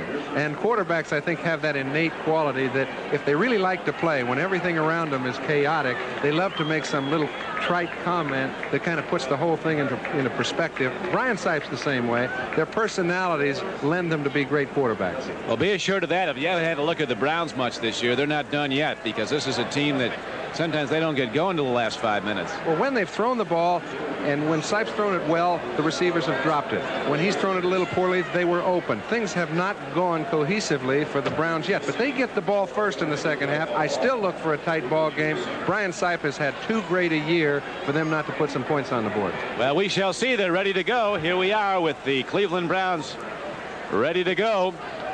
They'll be receiving. Jim Breach will be kicking it off for the Oakland Raiders. Ray Guy's had a little problem with his knee on the kickoff, so Breach, he doesn't kick it too deep, though. He sends a spinner downfield. It goes out of bounds, so he will try to do it all over again. 5-yard penalty. That'll set the ball back to the Oakland 30-yard line. 13-0 is the score. Oakland Raiders moved out very quickly. First and only touchdown of the game came on a spectacular play on Oakland's first possession when Stabler threw a 39-yard strike into the end zone to a diving Cliff Branch. Arthur Whittington, the game's leading rusher, with 53 yards in the first half. Pruitt has 31 for the Browns. Brian Sipe completed 7 of 14 for 83 yards, but perhaps the most important statistic from a passing standpoint were the times he didn't get it away. He was sacked 5 times. I think you hit it, and that's the problem Cleveland has to deal with. They have got to find a way to handle Oakland's 4-man defensive line. It's all to the offensive line. Dino Hall on the one hop. Look at this little guy go. He almost broke it. Dino Hall takes it across the 30, out across the 35 to the 36-yard line.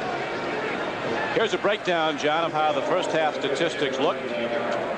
The Oakland Raiders dominating the football game. You bet. 80 yards rushing is a lot of yards for the Oakland offense to really be able to generate running the football. It hasn't been their personality. They've done it very well today. That's the truth. Oakland has not generated the good rush, averaging only 3.6 yards a carry on offense throughout the season, while giving up on the average of 4.4, but that's not been the case today. Mike Pruitt and Cleo Miller are the setback behind Brian Sipe. Reggie Rucker goes in motion. They go to the fullback. On a counter play, he comes right back out across the 40. And Mike Pruitt drives the ball out close to the 44. And a 1st and 10 carry, he got about 7. Monty Johnson, the big veteran linebacker from Nebraska, number 58, knocked him down. Johnson comes out of the game. Villapiano goes in. Our statistician Joe Costanza points out that Mike Pruitt has now rushed for 1,093 yards. That's the most for a Cleveland back since 1968. And the great Leroy Kelly rushed for 1,239. 2nd down and a long 2. They go up the middle. They're going to a little more quickness now as they have Dino Hall in the backfield. He's knocked down by Reggie Kinlaw, 62. Kinlaw has been a surprise for the Raiders. Out of Oklahoma, he wasn't drafted until the 12th round. But he looks like a frontline NFL player, has been playing more and more. You almost get the feeling that Cleveland's way of handling the 4-down lineman for Oakland is to let's go right at them. Let's get them a little concerned with us running the football so they don't get in their starting blocks and come after Sipe.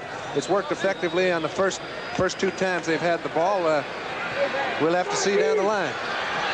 We shall see as it's 1st and 10 now for the Browns. They need points badly, trailing 13-0 early in the 3rd quarter.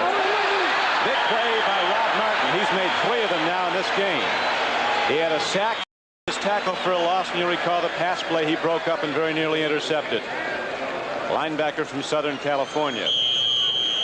One pro scout said there's only 2 teams in football that have better players in Southern California, the Cowboys and the Steelers. I think Ohio State would take exception to that. That'll be some game on New Year's Day. You got it. And, of course, we'll be at the Orange Bowl, where there's another good one. Billy Sims and the Sooners of Oklahoma going against Florida State New Year's Day night, 8 o'clock Eastern start. Florida State and Oklahoma. Sipe steps in, lets her go long in. Ozzie Newsome is intercepted by Charles Phillips. Another Southern California player. He loves to have the football, puts his stutter step on, and brings the ball out to midfield. So Ozzie Newsome, the ace receiver for the Browns, they finally go to him long, but Charles Phillips, who's been shading him all day, who's been on him like a glove, steps in front and intercepts. Well, Charles Phillips was actually in another zone. It was one of those zones. Oakland plays a lot of different types of zones. They're putting a linebacker man-to-man generally on anybody going down the middle of the field. Now you can see man-to-man. They've got Mike Davis trying to cover Ozzie Newsome. The ball's thrown behind him. Phillips comes from clear over on the left third of the field, picks the ball off, and watch the end of this. Boy, does a defensive back like to make that kind of move on an offensive back. So the Raiders get the big defensive play, and here's Stabler on 1st down looking to capitalize. He can just stand there and take a look at everybody out there. Casper gets it on the 1 hop.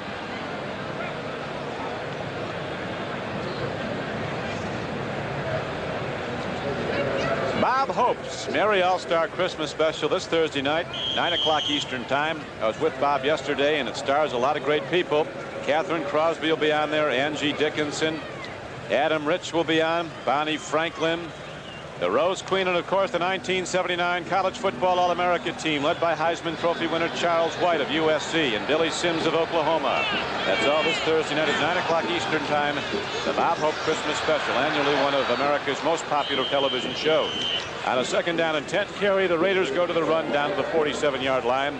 Number 22, Arthur Whittington, is up. Don, they've been in very few 3rd and 9 situations today. They've been able to move the ball on 1st down, which on the other side of the coin, Cleveland has not been able to move it very well on 1st down. It's been the key to their being able to go up and this is a 3rd and long. It's a tough situation. They need a big play here. Cleveland needs one too. The Browns need to get back the football. 3rd quarter, 11:55 to play in it. 13-0 Oakland. That's how it stood at the half. Stabler dropping to throw. Looks and fires to Cliff Branch, and the Cleveland defense is there, and it's good. The game was only 3 yards to the 45-yard line. Oh, watch Cliff Branch on an isolated replay. Now, people will say, why didn't he get it farther down the field? He didn't have enough to pick up the 1st down. But this is a little delay pattern. They hope they can catch the linebackers going into their drop, cut underneath them. Robert Jackson was too quick to react to allow that to happen. You can see he smothers Branch for a 4-yard gain.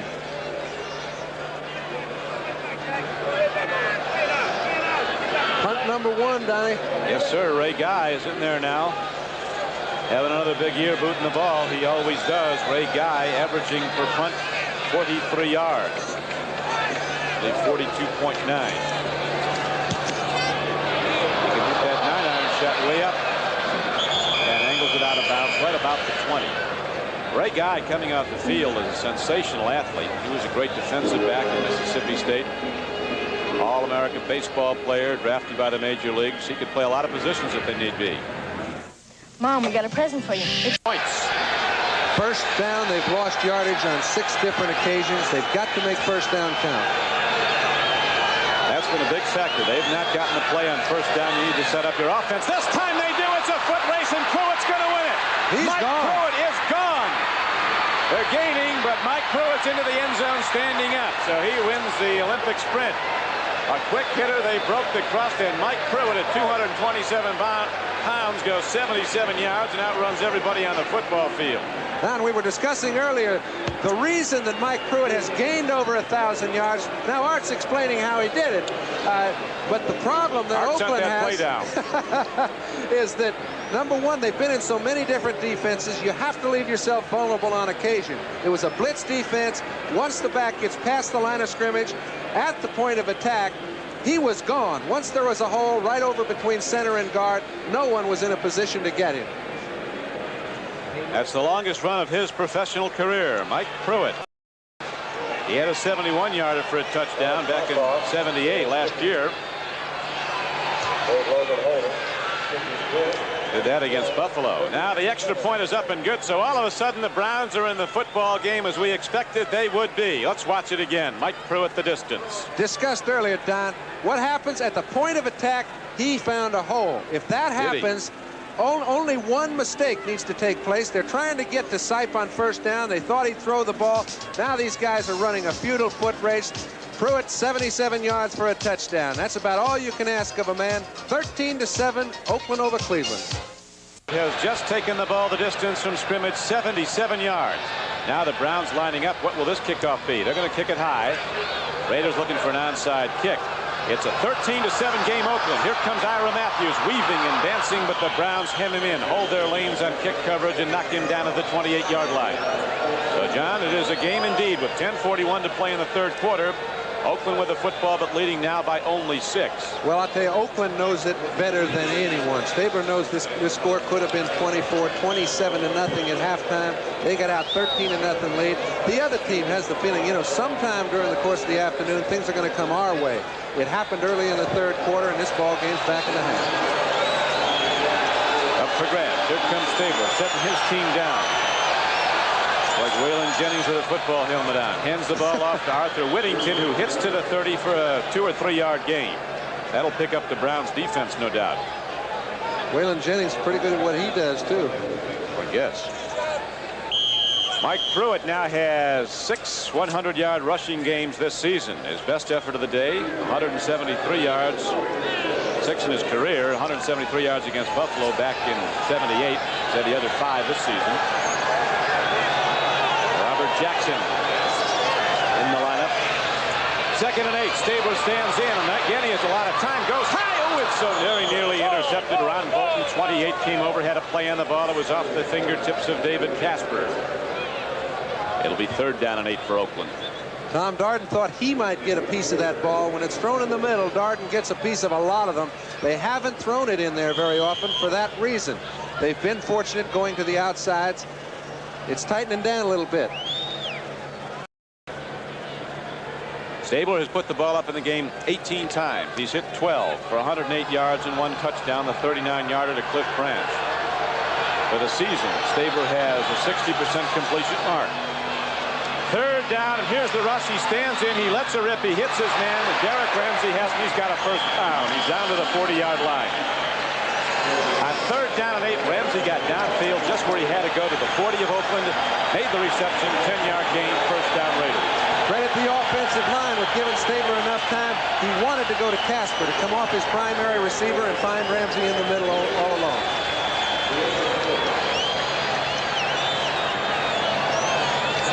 Now David Casper comes out of the game. He's playing with a bad back. You never know it. And Raymond Chester goes in. He's playing with a bad knee.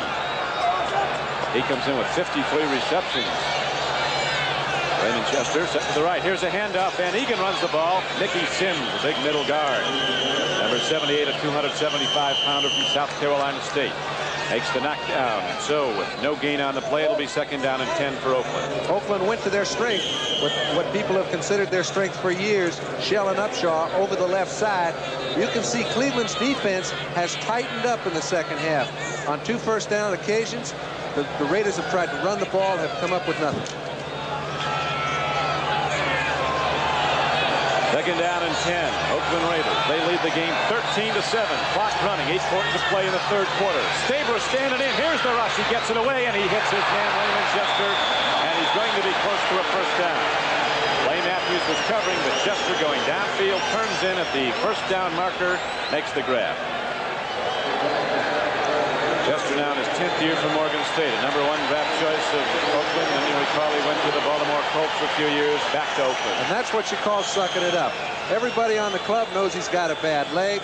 He probably shouldn't be playing, but he had to give Casper a rest at some time during the game. It was a perfect time. So the Raiders do indeed get the 1st down. 1st and 10 for Oakland, 49-yard line of Cleveland. Stabler 2nd back through. Whittington, Robert Jackson, 56 is there to hit. Charlie Hall, Dick Ambrose, Robert Jackson, and Clay Matthews across the linebacking front of the Cleveland Browns. Jack Gregory, right defensive end. Lyle Alzado's at the left, and Mickey Sims is in the middle in the 3-4 defense. Jack Gregory's another one of those fellas, Don, that when he hits you, you know who it is. I mentioned it. There's an Elvin Bethea. There was a Rich Jackson. This guy's got the same sort of strength when he hits you. Stabler, deep drop, 2nd and 9. Throws is coming in low. 1 hopper to David Casper. It'll be 3rd down and 9 for the Raiders. So look at Casper run his route. Well, Casper has actually played outside a few times. Now what they're doing is they're giving the cornerbacks a little help to the outside, and when they do so, they've got to come into the middle. Now Stabler expected somebody wide to be open. He wasn't. By the time he came to Casper, he didn't have any time. Casper knows the playbook, too. He was a Dean's List student for 4 years at Notre Dame. You don't have to be on the Dean's List to know the plays in this game. It's not that complicated. Here's Stabler throwing it on the ground. Derek Ramsey catches the ball. So the Raiders get a lucky one, or was it? Derek Ramsey on the turf. Leaned up and caught the ball. I wouldn't be at all surprised if they had a go at it. It's 4th down. Just a little over a yard to go. Yep. Sending out Ray Guy.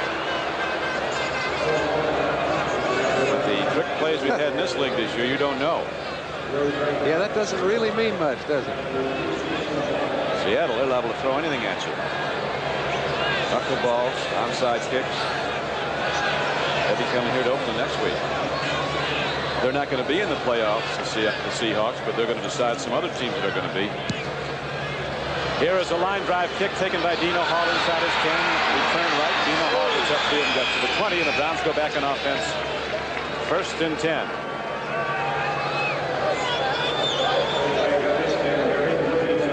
NBC Sports World on 4 o'clock Eastern Time.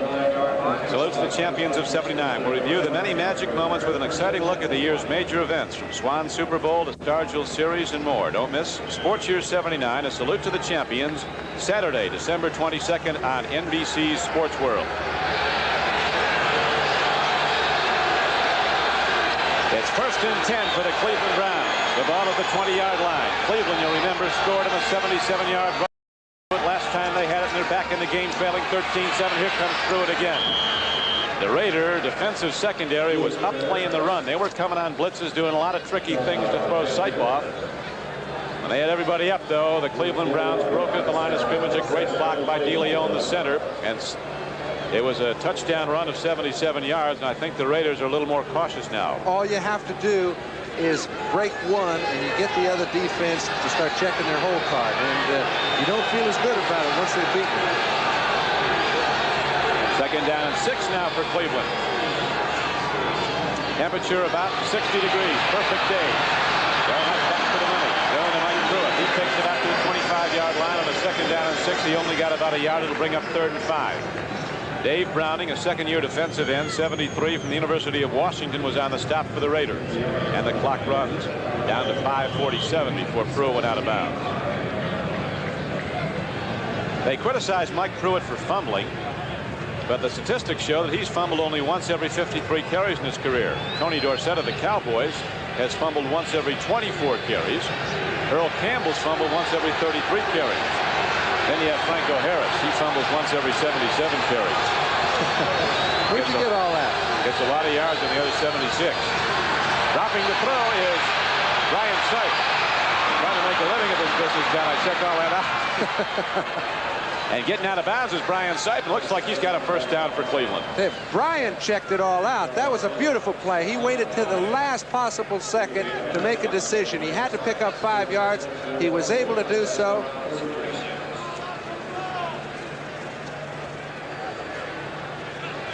We'd now like to welcome our viewers in the great city of Los Angeles, California.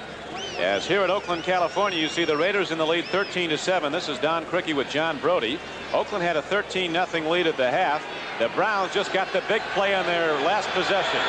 Their big back, Mike Pruitt, ran 77 yards from scrimmage untouched. A quick trap block sprung him, and he went 77 into the end zone. Now he gets it again as the Browns have it first and 10. Gets it out to about the 38-yard line. Oakland might have had a lot more points, I think, in this game, John. They were down challenging. They were down first and goal at the 6. Dick Ambrose intercepted then for Cleveland. Another time they were down close, a fumble by the Browns. And a couple of other drives that came up short, and they ended up in field goals. So the Cleveland Browns, as they've done all season, keep hanging in as we have 5:10 to play in the third quarter. And all of a sudden, when the fourth quarter comes into play, Cleveland often wins a football game. Well, Oakland's pretty good at that period of time, too. I'd say we've got a pretty good matchup. Brian Sipe has been sacked 5 times. They're taking better care of him. Now he throws to Logan, who catches the ball, coming back at it. And Logan is ahead on a 2nd and 8 play, very close to first down yardage. He caught the ball beyond the yardsticks for the first down, then came back, trying to elude the defenders. Jack Tatum knocked him down. I'm certain he's got the first down, Don, but when he did break free, he fumbled the ball a little bit, so they had to give it to him where he could make progress. First and 10. And the clock runs. It's down to 4:40 to play in the third quarter. The Raiders and the Browns both were greatly buoyed by yesterday's Seattle victory over Denver, which gives them renewed life for playoff hopes as wild cards in the AFC. New England, winning or losing against the Jets, could have a bearing. Jets were leading at last report. Now Brian Sipe on 1st and 10 takes the drop. He throws. It's an hiding pattern down to Reggie Rucker, and I think the Raiders have another one. They do. Henry Williams, the rookie cornerback, and he's not done yet. Pertinent block is in front of him. And again, the Raiders come up with the interception. Not that long ago, if you just joined us, Charles Phillips intercepted for Oakland. And now Henry Williams does the same, so the Browns try to stop, and Oakland has excellent field position, John. Well, it wasn't as much a badly thrown ball because Rucker had Williams' back turned to the play. When you do that, throw the ball up, usually your offensive receiver can come down with the ball. This time, Rucker went up for it and went right through his hands. Williams made a great reaction to it. That's having your hands in the right spot. Rucker did not touch him after he got the ball. You see him reach his paw out, try to get him before he got up. He wasn't able to. As a result, Williams made a great return. Oakland's got good field position inside the 40. And as you see, Henry's got 3 for himself. A rookie from San Diego State called on to start when Monty Jackson went down with an injury. And right now, we have a break in the action here at Oakland, California. Raiders in the lead. Back at Oakland, we pause briefly for station identification. This is ABC Television Network. WFMJ, Youngstown. John Brody, this is Don Criqui. 4:08 to play third quarter. Oakland Raiders 13, Cleveland Browns 7. Raiders with a second interception this half. Of this game, rather, of Brian Sipe, and now they go to the run straight ahead. Van Egan, playing with a bad bruise below the knee, carries it down the middle and down to the 34-yard line. Ambrose, the middle linebacker for Cleveland, on the knockdown. Good offensive line play also by the right side of the offensive line. They're off on the ball. Any sort of penetration doesn't make a difference which way you push them. It creates a hole. Van Egan alertly found it. They pick up 7 or 6. Stabler again goes to Van Egan on 2nd down and 5, and there's not much there. Robert Jackson, a former #1 draft choice of the Browns out of Texas A&M, who's moved into a starting alignment with the 3-4 defense, came up to make the strike. Be 3rd down and 5. Now New England leads the Jets 19-17. Sam Bam Cunningham just ran it in from a yard out for the Patriots touchdown, but a long way to go on that one. 11 minutes to go in the 3rd quarter. We have 3:10 to play in the 3rd quarter here at Oakland. The Raiders with an 8-6 record, hoping to go as a wild card. So too are the Browns hoping for the wild card. They come in at 9-5. Here is Cliff Branch wide open. And you better get a net out and throw it over Branch when he gets it. Unless you grab him and hold on, he's gone. He's been in the end zone once today, was there twice Monday night. And Robert Jackson is slow getting up for Cleveland.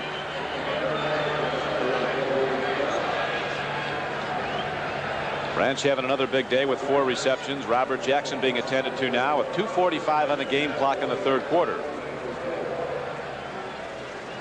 Don, you know, a lot of times you'd say, hey, here's Robert Jackson. If he has to lead the field, maybe they'll have to go back to their 4-man line. But in this case, not so.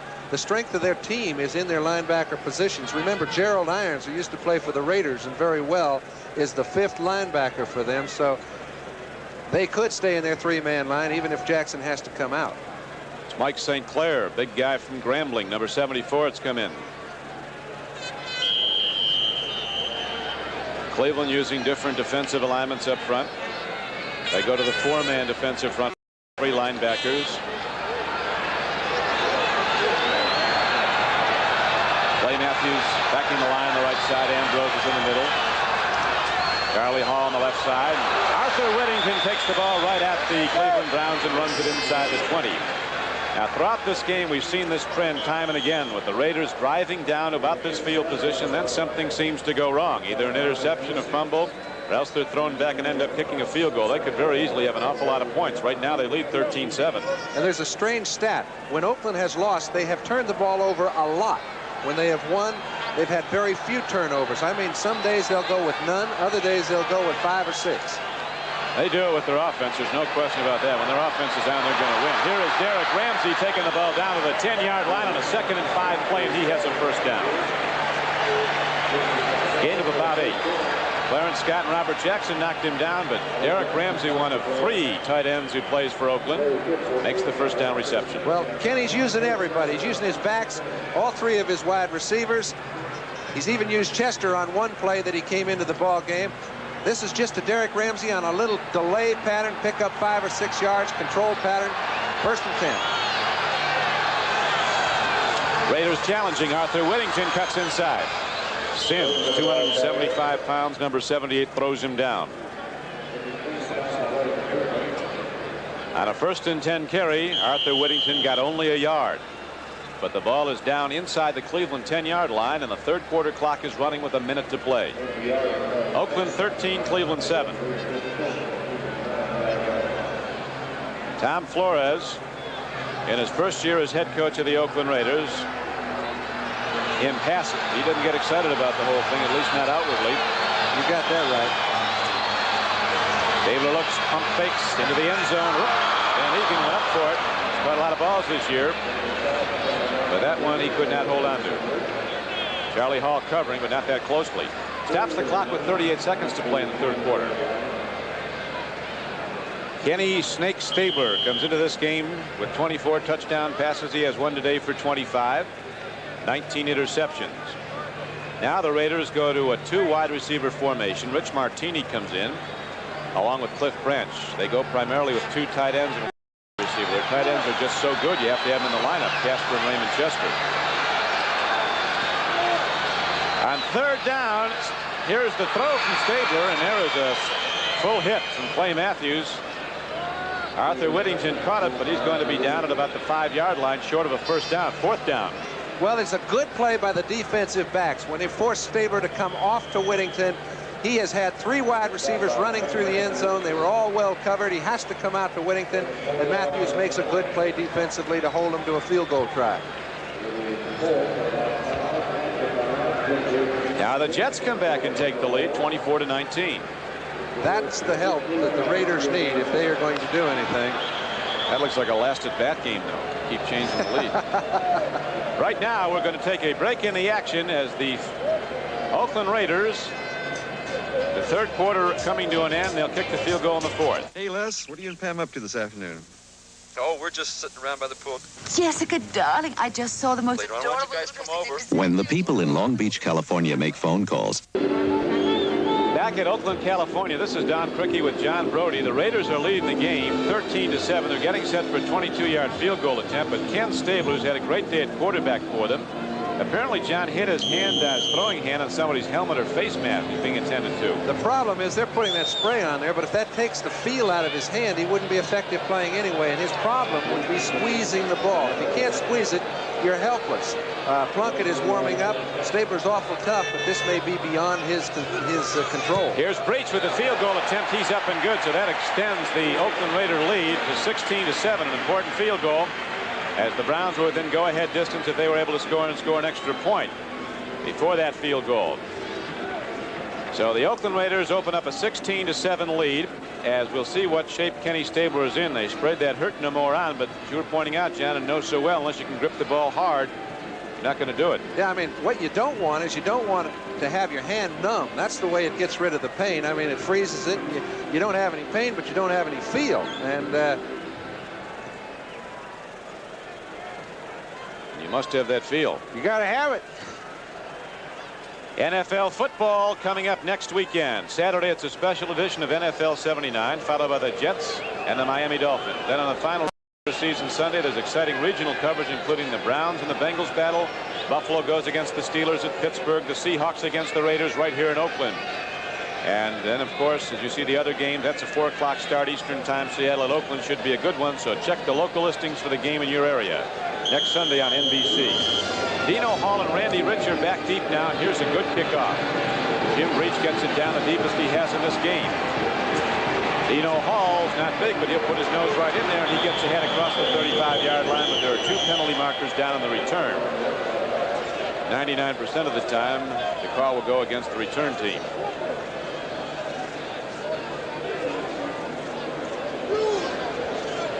We welcome all of you who've been watching other games and have switched to this network. Those of you watching the Los Angeles market, the San Diego New Orleans game, that one was over early. As San Diego is executing the Saints, they went out of it when Atlanta today was beaten by Los Angeles. The Rams will win the NFC West. This is Don Criqui with John Brody. This is our score early in the fourth quarter. At 16-7, the Oakland Raiders are in the lead. 14:47 to play. The Browns struck their only score in the third quarter on a 77-yard run from scrimmage by their fullback, Mike Pruitt. And the concern, Don, that we alluded to a moment ago, that Ken Stabler may be too hurt to return, hitting his hand on a helmet. They say he'll come back. He possibly can. You know the snake will be in there. They go back to Mike Pruitt. They got long ball offense off that play not that long ago. That was the one that went for 77 yards. Pat Toomey makes the knockdown this time on a first down carry, or second down. It'll be second down and 6. Ball up just across the 20-yard line. Jim Plunkett, who came to the New England Patriots in the year of the quarterback, 1971. He was drafted first by New England. Archie Manning to New Orleans. Dan Pastorini to Houston, 1, 2, 3, and then Paul Brown took one on the third round, said he's got the best one, Kenny Anderson. Plunkett's career, of course, been hampered by injuries. Whoa, look at Reggie Kinlaw, rookie from Oklahoma, shoot the gap and make the knockdown on Dino Hall. Said Kinlaw was too small to play pro football. He was the consensus All-American at Oklahoma. Wasn't drafted until the 12th round, the last round. What do? You see a guard pull, you've got to get in the action. Do what you can to stop him. If you find the back, great. That time he handled both. We'll be looking at Oklahoma, of course, in the Orange Bowl against Florida State. Last year, Oklahoma had 10 players drafted. They all made their NFL clubs, and an 11th made it as a free agent. 11 seniors from Oklahoma playing as rookies in the NFL. Third down and 10 now. Sipe lets her go. He's got Kelvin Hill open, but the ball is stripped away. Rufus Best, a rookie from South Carolina State, number 38, who made the team as a free agent, comes up with a big defensive play as it appeared, John, that Kelvin Hill would get it. It did, but Brian Sipe was rushed. He had to throw the ball, and a lot of the steam was taken out when Dave Kerr was right in his face. Now, they haven't done anything to control the 4-man line of if they don't do so, it's going to be hard putting points on the board. It's 16-7. The Raiders are in the lead, and their fans are up and stomping now as they're going to get the ball back on a punt. Johnny Evans had a problem earlier today. The Raiders were right through on him, so much so that he had to run and try a pass that was incomplete. Subsequently, the Raiders turned that into a field goal. This time, Evans gets a good snap, but he's not punted the ball well. His average is only 33 yards. Ira Matthews picks it up on the one hop, and the coverage is there. Randy Rich is down to cover, number 24. So with 13:20 left to play in the ball game, and the Raiders in the lead 16-7, we take a break in the action here at Oakland's Alameda County Coliseum. We'll be back in a moment. In New York, reporting that the Patriots and the Jets are involved in a wild one out at Shea, trailing 17-12. The Patriots send Sam Cunningham over the top, 1-yard dive. They go out in front 19-17. But the Jets come back, march all the way down the field, and then from 8 yards out, Richard Todd rolls left, finds nothing but green in front of him, rolls into the end zone. Jets out in front of the Patriots 24-19. Back to Oakland and Don Cricket. All right, thank you, Brian. So the Jets and the New England Patriots going back and forth at Shea Stadium. The Jets leading 24-19. And another division picture, San Francisco looking for its second win. O.J. Simpson's last day as a 49. They're ahead 20-7 over Tampa Bay. Well, Tampa Bay's taken the pipe. When they were in shouting distance of a playoff spot in a divisional championship, they've just gone south. And if you can't score against San Francisco, you're going to be in trouble. I think rigor mortis has set into Tampa Bay. They hadn't been there before, and when they got close, they couldn't handle it. Stabler, as you thought, John, back in there. 13:01 to play in the game. It'll be second down and 8 coming up after the 2-yard carry. The ball at the 43-yard line of Oakland. Stabler having another big day. With that touchdown pass, incidentally, he's Oakland's all-time leading touchdown thrower. 149 career, one more than Darryl LaMonica. Out to Cliff Branch, looked like it hit him in a bad place. But that answered any question as to whether Kenny can throw the ball. That ball was put out there on a line, 35 yards in the air. Right in the hands. Right in the numbers. Stabler is in his 10th year from Alabama, 6'3", 210 pounds. Flores' coach was a quarterback in the old All-American Football League with Oakland and with the Buffalo Bills. He recalled a game when his team scored 51 points and won by a field goal. That's all you have to win by. That's all. Expected to be easier now, I guess, if you get 51. Here's a throw downfield. It's broken up nicely. They went to Casper, and Browns converged on it. And a free football was up, and there's a Cleveland defender down. Tom Dardner, all-pro safety, a little slow getting up. That brings up 4th down now for Oakland. They're going to have to punt the ball back to Cleveland. You notice we haven't seen a lot of Tom Dardner because they don't try him very often. But when they do, he seems to be in position to make the play. He's a tough man to beat, so most guys don't try him.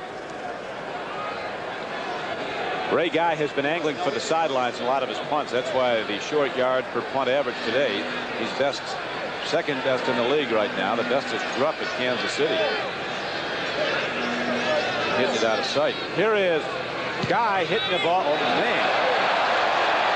Dino Hall goes all the way back to his 2, and Dino's going to try his best.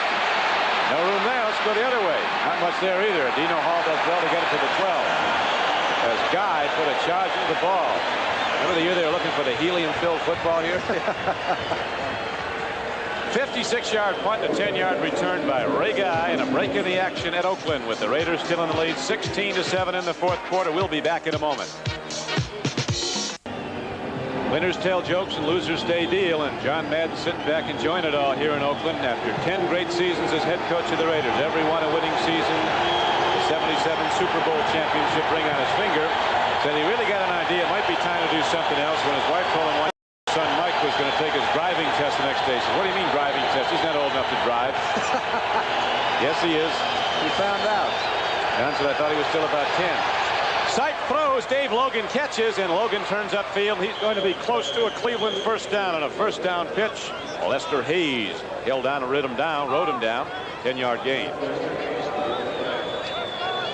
Take a look. Henry Williams, they've tried him several times with very limited success. He's come up with an interception. This is a little under the flow play. It's not really his responsibility, but Cleveland has to put it in the air, and they have to be effective.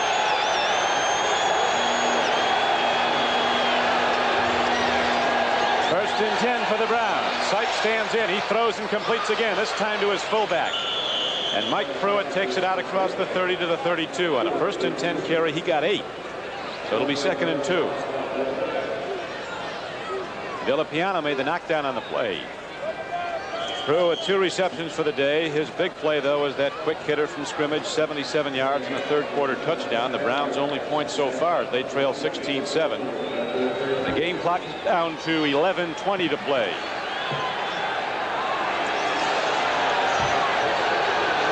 Second down, actually, in about a yard.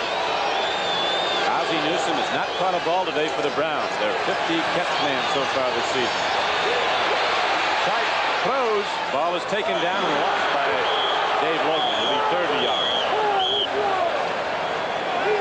Interesting to watch Newsome and the coverage they're giving him, John. They're just putting somebody right on his nose at the line of scrimmage, and they're just running with him wherever he goes. Well, that means they put a burden on Henry Williams, the cornerback that we mentioned hadn't been exploited much throughout the season, but we expected to see exploited today. He's held his own. That really makes their whole defense work. If you can put a burden on one cornerback and have him hold up, you can play some defense. Ryan Sipe standing in. They've taken better care of him. He was sacked 5 times in the first half. Big play for the Browns. 3rd down and 1.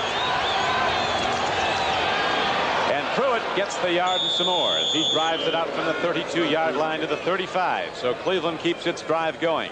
And the clock continues to run. 10:45 to play in the game. Oakland 16, Cleveland 7. Rod Martin and Red are on the stop for Oakland.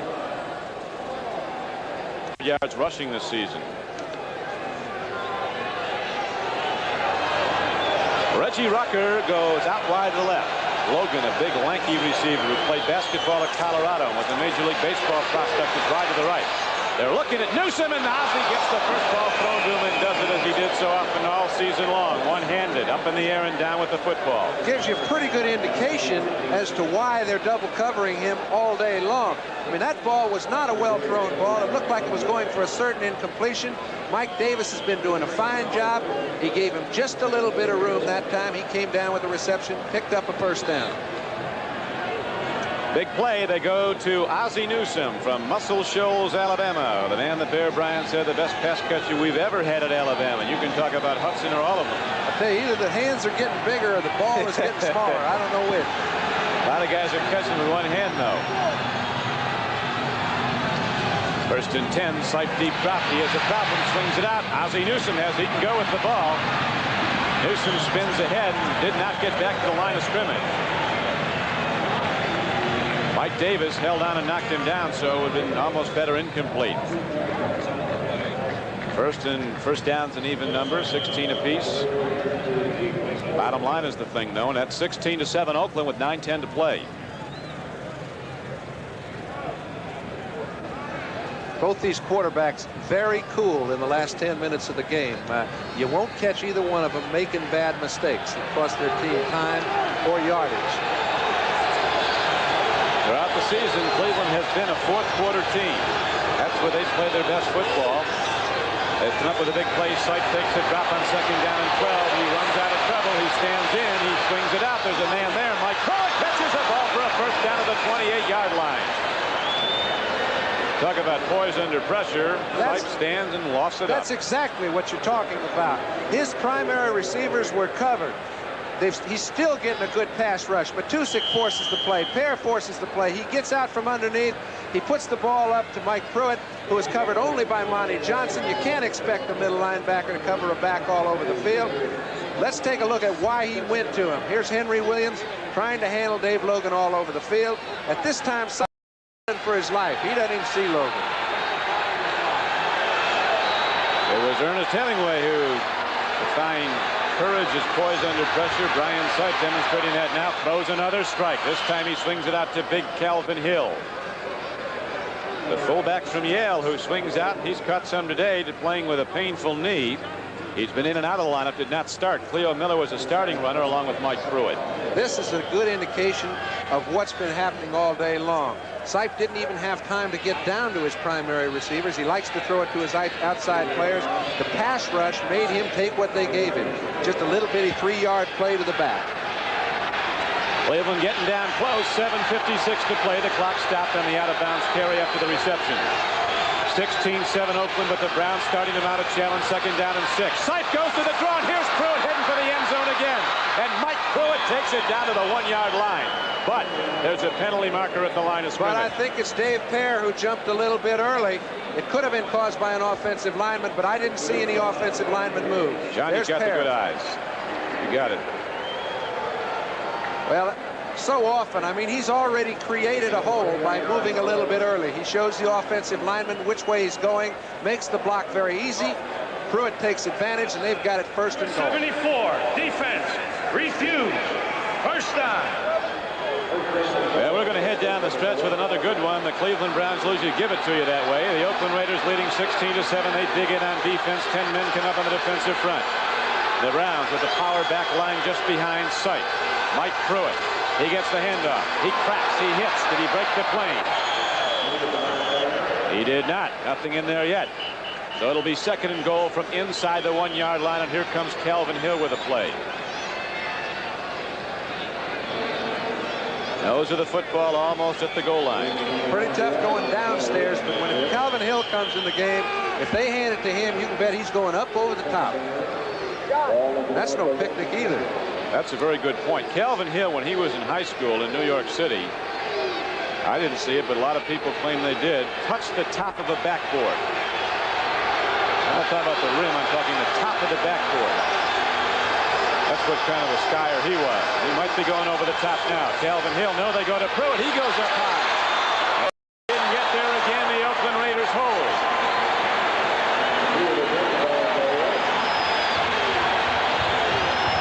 Third and goal. They can't have more than 3 inches to go, Don, but it's a long 3. Pat Janae's played a fine game. He's off the bottom of the pile. When you choose your point of attack, you've got to get some penetration from your offensive line. Now Calvin Hill goes out, and Pat Moriarty comes in the game.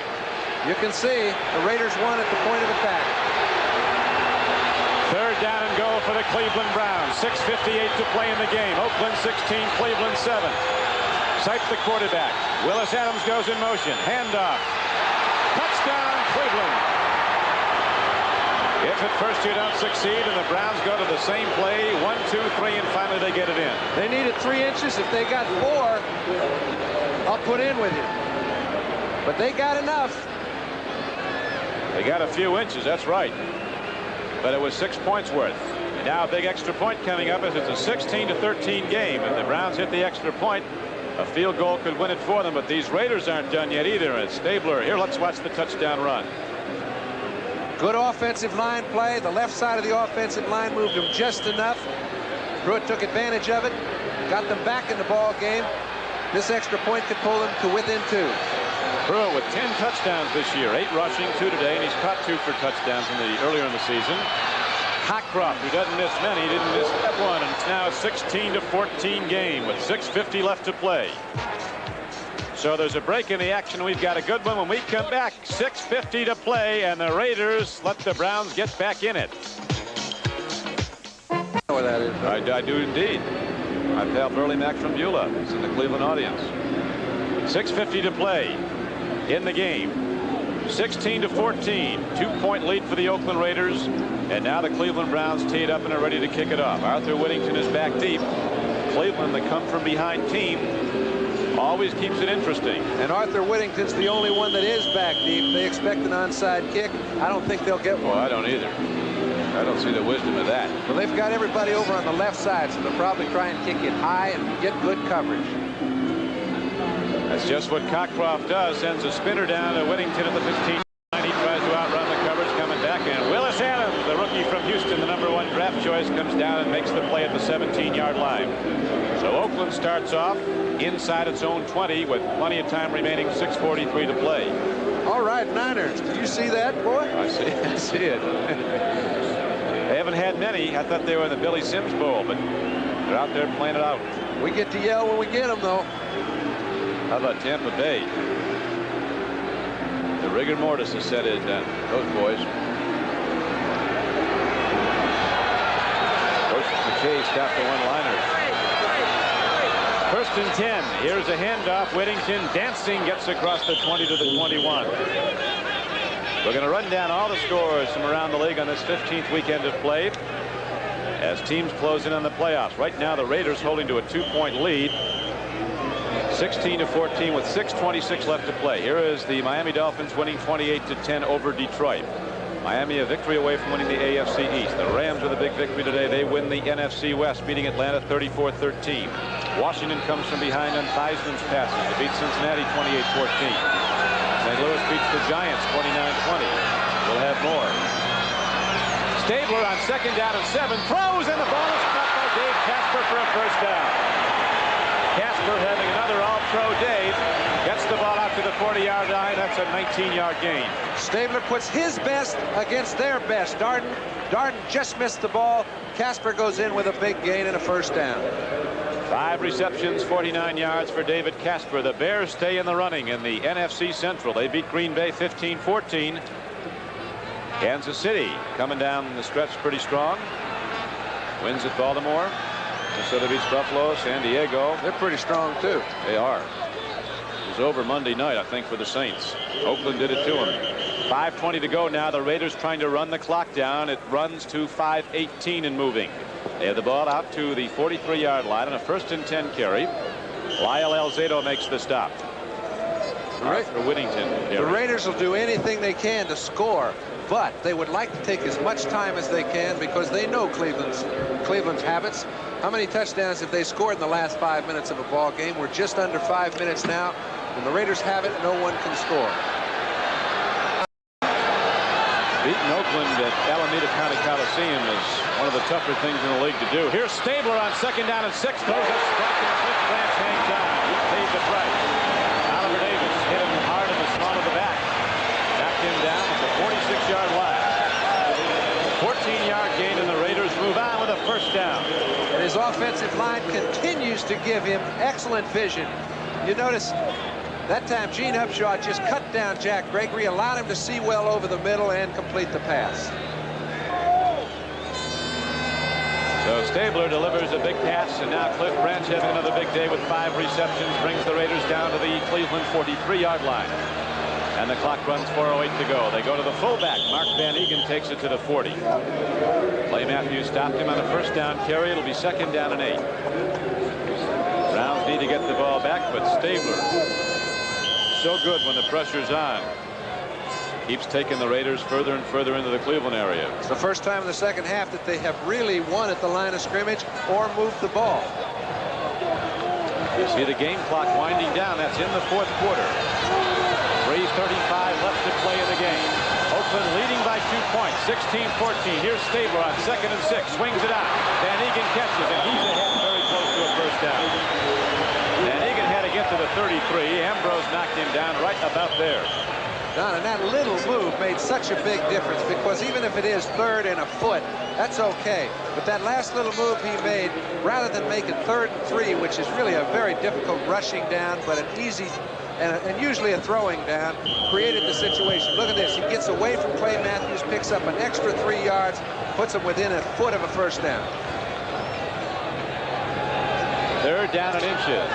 Across the bay, San Francisco continues to lead Tampa Bay 23-7.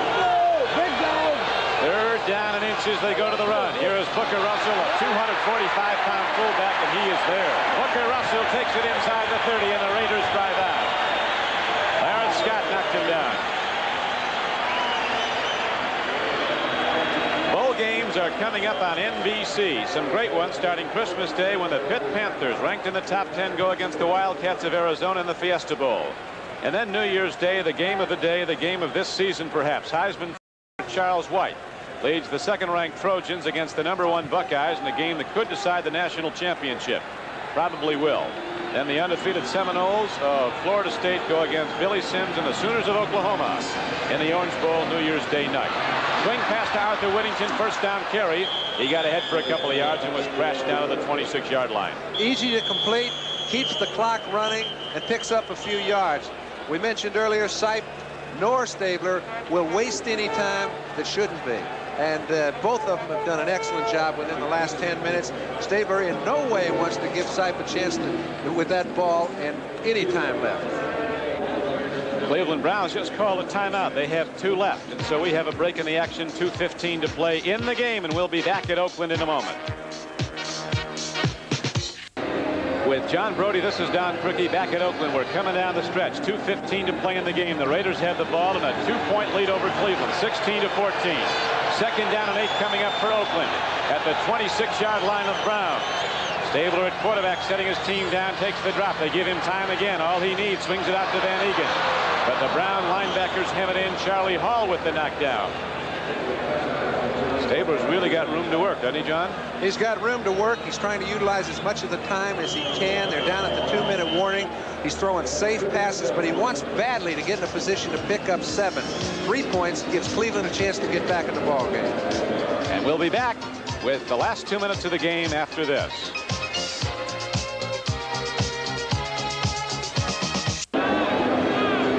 To go, and a big third down coming up for the Raiders. Third down and 8 at the Cleveland 27-yard line. Oakland 16, Cleveland 14. As you pointed out, John, if the Raiders should kick a field goal, that would give them a 5-point margin right now. And Sipe just might take it right down into the end zone the way he plays in the final minutes of the game. Both these quarterbacks, the one that has the ball, I've got to do my betting on. And I can't think of a better guy to have third and 8. You need control of the ball than the Snake. Figuratively, of course. Right. Here we are with Stabler standing in, looking in the end zone. Boy, they give him time. He's got a guy going for it. It is Chester. The ball is broken up. Oh, what a play. Recovering and making a great play for the Cleveland Browns was Oliver Davis. And he didn't even have his head to the ball. I mean, it was one of those plays that he knew the ball was coming in about that area, Don. Raymond Chester made a fine move, a little out and up move. His offensive line gave him time to look around. He spotted Chester. Davis is on the hustle, man. You see, he comes back, just put his arm up where Chester was trying to catch the ball, made a great play. Also covering was Ricky Jones, a little used linebacker. Now Jim Breach will try a 45-yard field goal. Browns give him something to think about.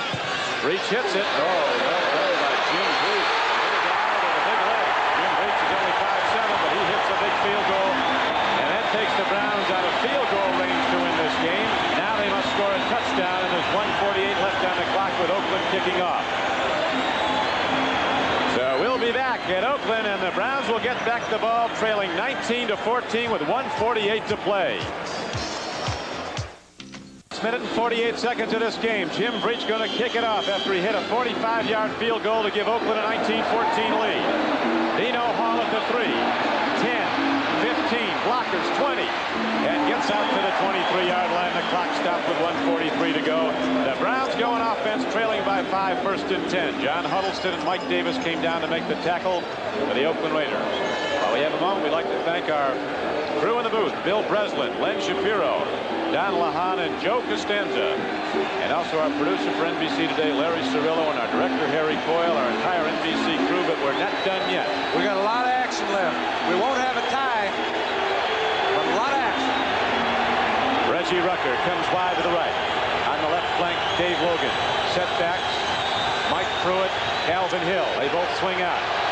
Standing in his sight. He's got time. Now he must hurry. He throws, and wisely gets the ball out of bounds. Coverage was there. Reggie Rucker didn't have much to work with. Coverage was great because his offensive line gave him plenty of time for one of the few times today. He had no one to throw to. He didn't try to force it. He's got 3 downs left.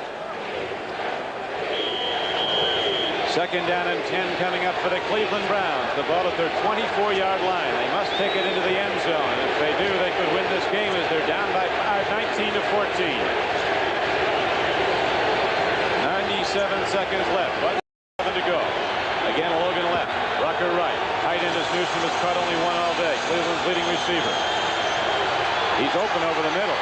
Now they throw long. Going for it is Logan. He's a leaper, but the ball's out of bounds. And the Browns are 2 downs away now from possibly a loss. Henry Williams has been given a little bit of leeway right now. He's most effective covering Logan the way he's doing it. Man-to-man, bump and run, they call it, but you can't bump him anymore. He's got Jack Tatum playing the deep outside in his territory, and it really gives Henry a little flexibility. It's been very hard to get a man open. Oh, Arthur is concerned now. Art Modell, the president of the Browns, looks on. The Cleveland Browns have third down, coming up 3rd and 10. Big third down play for the Cleveland Browns. Brian Sipe drops back, sets himself in, takes a look, lofts it down. Calvin Hill is there. The ball is taken away. Knocked down by Rufus Betts, a rookie.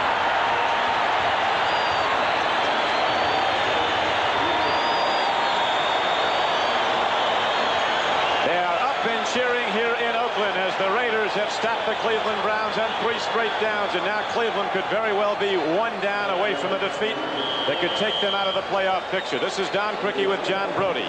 It is 4th down coming up for Cleveland. The ball at the Cleveland Brown 24-yard line, 4th and 10, and the Raiders leading the game 19-14. Remember, Don, they still have 2 timeouts left, but on 4th down they have to pick up the first right now. They couldn't get it back, but it would be an awful tough situation. 4th down and 10 for Brian Sipe and the Cleveland Browns. They must make the first down here to keep it going. They're down by 5. He throws. He looks. Now Rozzie Newsome had his back to the football as it came in. And the defensive secondary, the Oakland Raiders, salutes each other with reason. They have done the big job stopping the Browns on 4 straight downs. And now Brian Sipe fires a fist into the turf. That will do it for Cleveland. Well, you know what he thought, Don? He thought Ozzie Newsome was going down the field about 20 yards and stop up, because you could tell when he let the ball go, he thought he had Newsome open. He thought he had a sure reception. Newsome was trying to beat the safety man, Jack Tatum, deep. A little miscommunication. You can see the reaction of Art Modell. They've had a fine year. Looks like it's coming to a halt today. Looks like Oakland's going to stay alive. Never can tell with 1:22 left, but that's the way it looks from here. Newsome was running the deep pattern, had his back turned to the ball, and came in on the 1 hop behind him. And so the Browns turn it over, failing to convert on 4 successive downs, and the Oakland Raiders still very much in the playoff picture. Come in now to run out the clock. Stabler at quarterback, 1st down and 10. He goes to his fullback, and Van Egan crashes down to the 22. They don't want yards, now they want time. It runs down to 1:17, and the Browns call for and are allotted a timeout. Don, they do have 1 timeout left, and they could get the ball back, but they would only have 10 or 15 seconds at that time if Oakland elects to run 4 plays. And it's not enough time to operate 80 yards from touchdown area, and I don't think you'll see the Raiders trying to kick a field goal. Ken Stabler, as his former coach John Madden was reporting him earlier, said the great thing about Stabler is if it's a Super Bowl and you're in the last 30 seconds of the game and it's on the line, or if you're at a Wednesday practice, he's exactly the same. He doesn't get excited. He doesn't jump up and down and scream, what are we going to do next? He is there and he's ready. He's ready right now, and he's talking it over with Tom Flores. He knows that if the Browns take a timeout, 1 more timeout, that'll be it. They could still have 1:14, 12 seconds left to play, but 2 plays later, they'd only have about 12 or 14. It wouldn't allow them enough time.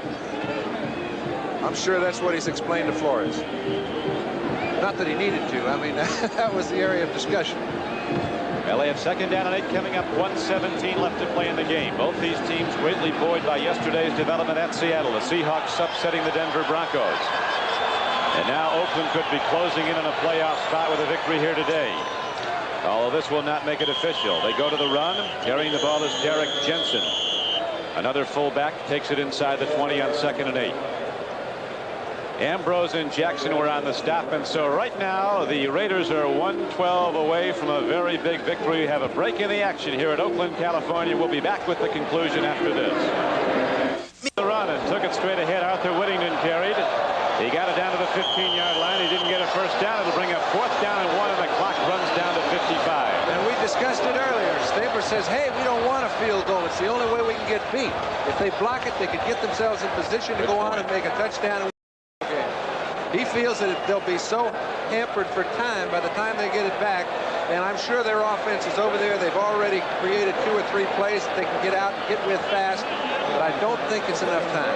Mike Pruitt having a great day for the Browns with 149 yards rushing, 7.5 average per carry, 177 yards for a touchdown, but apparently not quite enough, as now there's a timeout with 29 seconds left to play. And you don't know, John, what this playoff picture is going to be until They play it off next Sunday, and then they go to the computer. Earlier this season, look at Tampa Bay. They had the greatest record in the league. They were cruising. And their coach, John McKay, said it wasn't that long ago we couldn't score against a strong wind. Well, that's been the case today. The 49ers aren't a lot better than a strong wind, I don't think, but they're beating the Japers out of Tampa Bay. It's a big win, Don, for San Francisco. It gets their program started. This Thursday night, the Bob Hope Merry All-Star Christmas Special. You'll see Catherine Crosby, Angie Dickinson, Bonnie Franklin, Adam Rich. The Rose Bowl queen will be there, and so will the Associated Press 1979 All-America team led by Heisman Trophy winner Charles White of USC and Billy Sims of Oklahoma. That's next Thursday night, December 13th at 9 o'clock Eastern Time on NBC. So the Raiders very much in the playoff picture. 29 seconds from beating the Cleveland Browns. It was 13-0 at the half. Oakland. Cleveland rallied back, trailed by 2, and here is the carry to a 245-pound fullback, and he's knocked down till he gets to the 10. 4 new downs, that's it. Game is history. 20 seconds left. There won't even be a need to get another play on. The Raiders are still in it, pal. And they might be a real factor, John, if they do get in. I'll tell you, the best quality they have exposed itself over the last 3 weeks of the season. They said, we think we have a very slight chance of getting in the playoffs, but we have to go out and do something to keep ourselves alive. That's it. The Raiders win it, and a big win it was. The Oakland Raiders defeat the Cleveland Browns 19-14 here at Oakland's Alameda County Coliseum. Art Modell reflects the disappointment of the whole Cleveland operation as they came to this Oakland looking for a win after beating Houston. Didn't get it. The Oakland Raiders could be headed for the playoffs. The executive producer of NBC's football is Don Omeyer. The coordinating producer is Ted Nathanson. The telecast of today's game has been produced by Larry Cirillo, directed by Well, technical director Dick Rucker, associate director Ray Benassi. For John Brody, this is Don Crickey, and now let's go to Brian Gumbel and Mike Adamley in New York.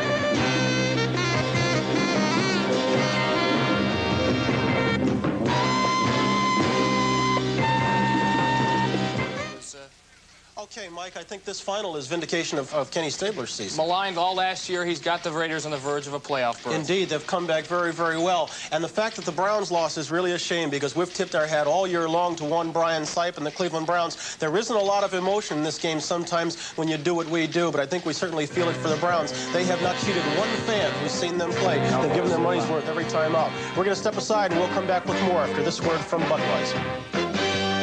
I try to get you all caught up on just what has happened throughout the NFL today. At the Pontiac Silverdome, Dolphins had a pretty easy time of it. Bob Greasy and company, 28-10. Greasy threw 2 touchdown passes.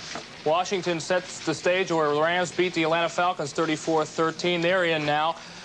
The Washington Redskins set the stage for a big game next week against the Dallas Cowboys by beating the Cincinnati Bengals 28-14. 29-20 was the St. Louis score over the Giants. O.J. Anderson breaks Earl Campbell's rookie rushing record. The Green Bay Packers lost to the Bears today, keeping the Bears' hopes alive 15-14. And Kansas City moved their record up to 7-8 with a 10-7 win over the Baltimore Colts. Okay, Mike, the Minnesota Vikings said farewell today to Jim Marshall, his last home game in Bloomington, but the Vikings made it on a winning note and with perhaps their best defensive effort of the year. The Vikings turned back the Buffalo Bills. Final count there was 10-3, the lone touchdown Kramer to Rashad. San Diego Chargers are in the playoffs for the first time since 1965. They did it very easily. They turned back the New Orleans Saints and killed off their playoff chances in conjunction with the Rams win today. Fouts and company won it 35-0. Another big day for Fouts. He's only about 100 yards short of reaching the 4,000-yard mark for the season. He'd be the first to do that since Joe Namath in '67. How about the Tampa Bay Buccaneers? Their Cinderella Odyssey on the verge of turning into a pumpkin. They've lost their 3rd consecutive game. It'll go down to the wire between them and the Chicago Bears next week to decide who is the winner in the NFC's Central Division. Another game this afternoon that was involving the Cleveland Browns and the Oakland Raiders. The game you just saw, heartbreaker for the Cleveland Browns, a big win for the Oakland Raiders. Now they have to wait to see what Houston does and see what the Denver Broncos do. And let's clarify Oakland's position. Oakland could beat Seattle next week and then wait and see, and if the Broncos should manage to lose to the Chargers that game in San Diego, they'd be in the playoffs. And the Jets are out in front of New England 24-19. So let's go to that ball game live and join Marv Albert. Well, I'd like to welcome all those stations that have just joined us around the country. Marv Albert with Mike Hafner from Chase Stadium in New York. 6:24 left in the fourth quarter, and the Jets leading the New England Patriots by the score of 24-19. The Patriots in punt formation. Eddie Hare, the rookie out of Tulsa, back at his 15-yard line. Bruce Hopper is the deep man, and he calls fair catch out of the 41. It's week 16, and as we close out